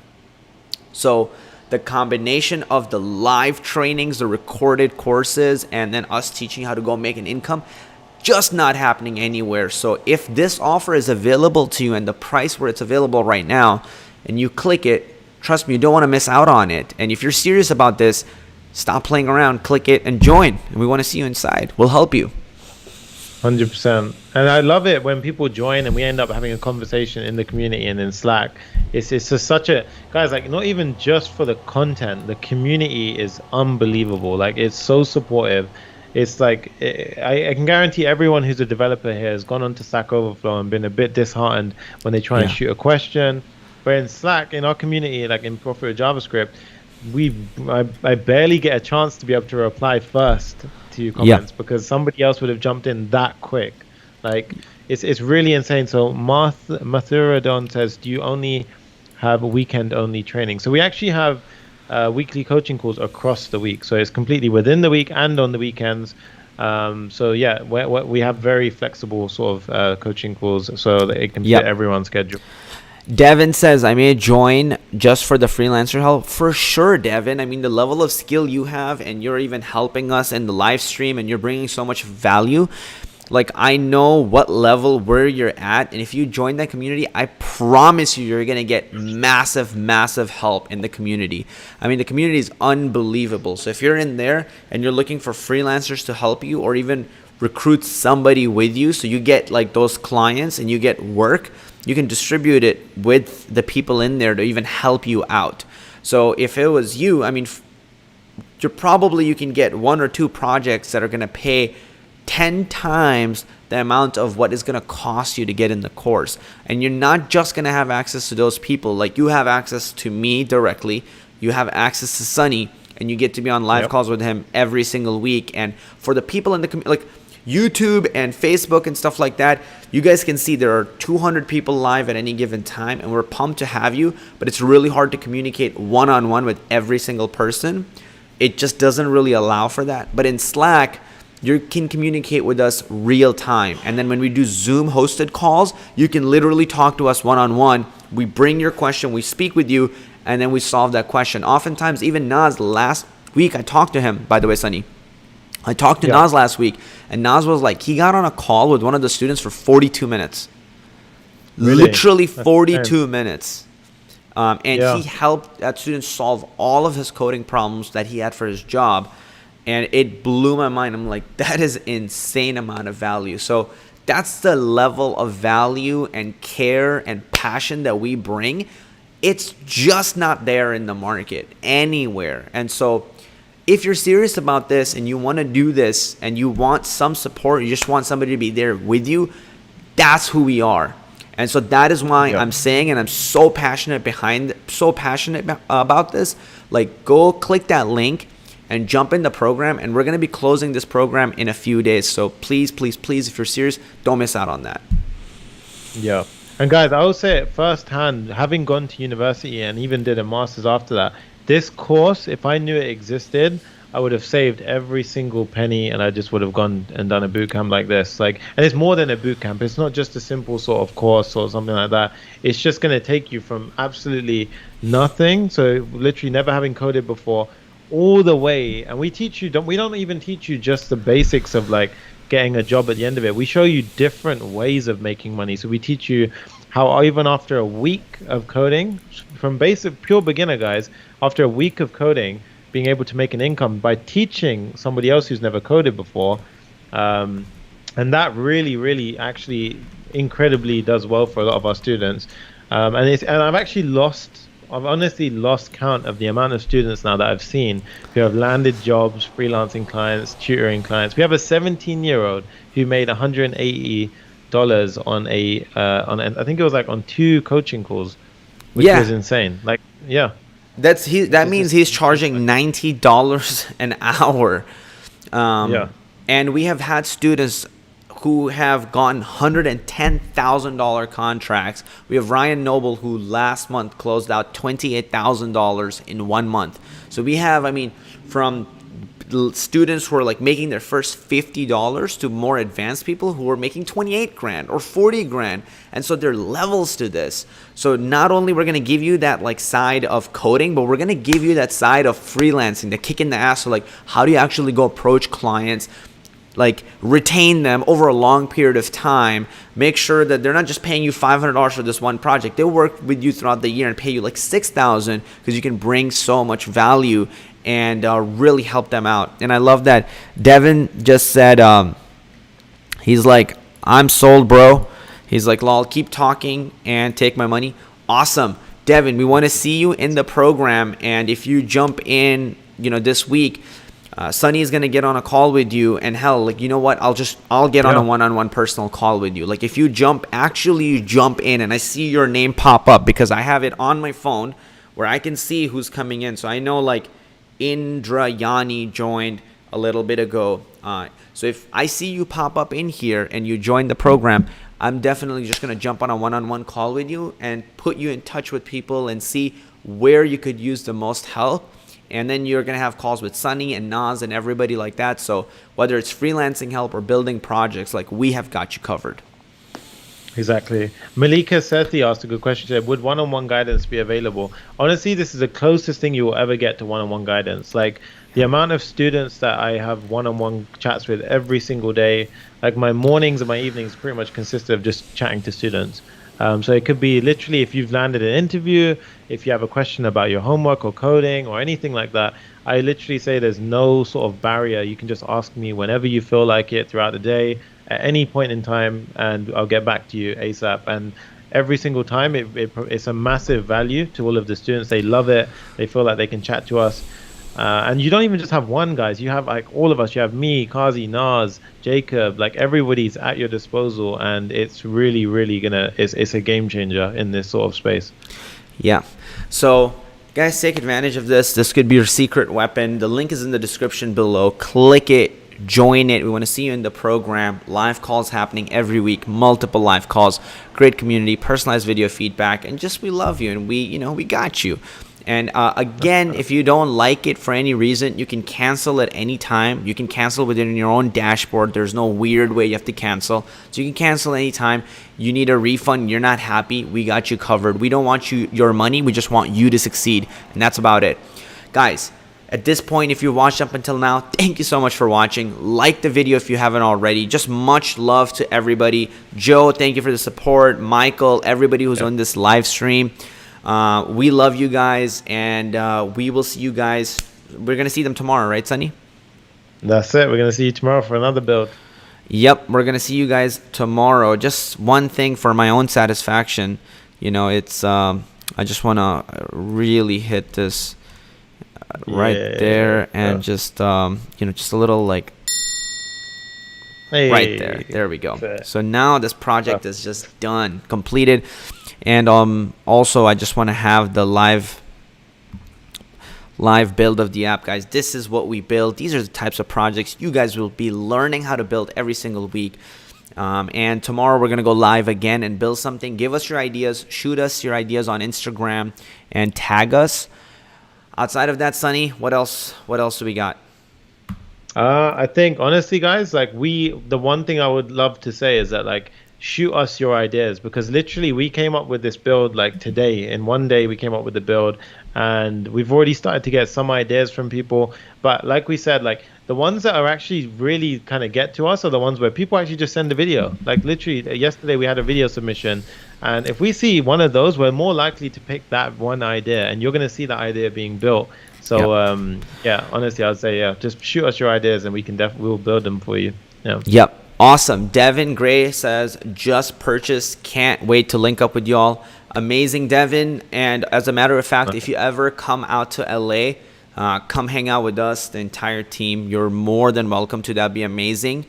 And yeah, anything we can do, just let us know. I'm super pumped to have you in the program. You're going to be blown away, and keep joining us on these live streams. I mean, I feel like you're already a part of the community, honestly. Like even the live stream we were doing today, I felt you were adding so much value. So it's going to be exchange of both ways, value. And so one thing I want to highlight here is that we have a high caliber of people in the community. So like, it's not just that Devin is going to get value from the program. The community is actually going to get value from Devin as well. So those are the type of people we actually attract in this community. So that's another huge benefit for why you should consider it, because you're going to have people like Devin and people like, R-minded people who are on this live stream. And you can even see from the chat how positive and good energy and just positive vibes everybody has. Exactly. Yeah. So, awesome, guys.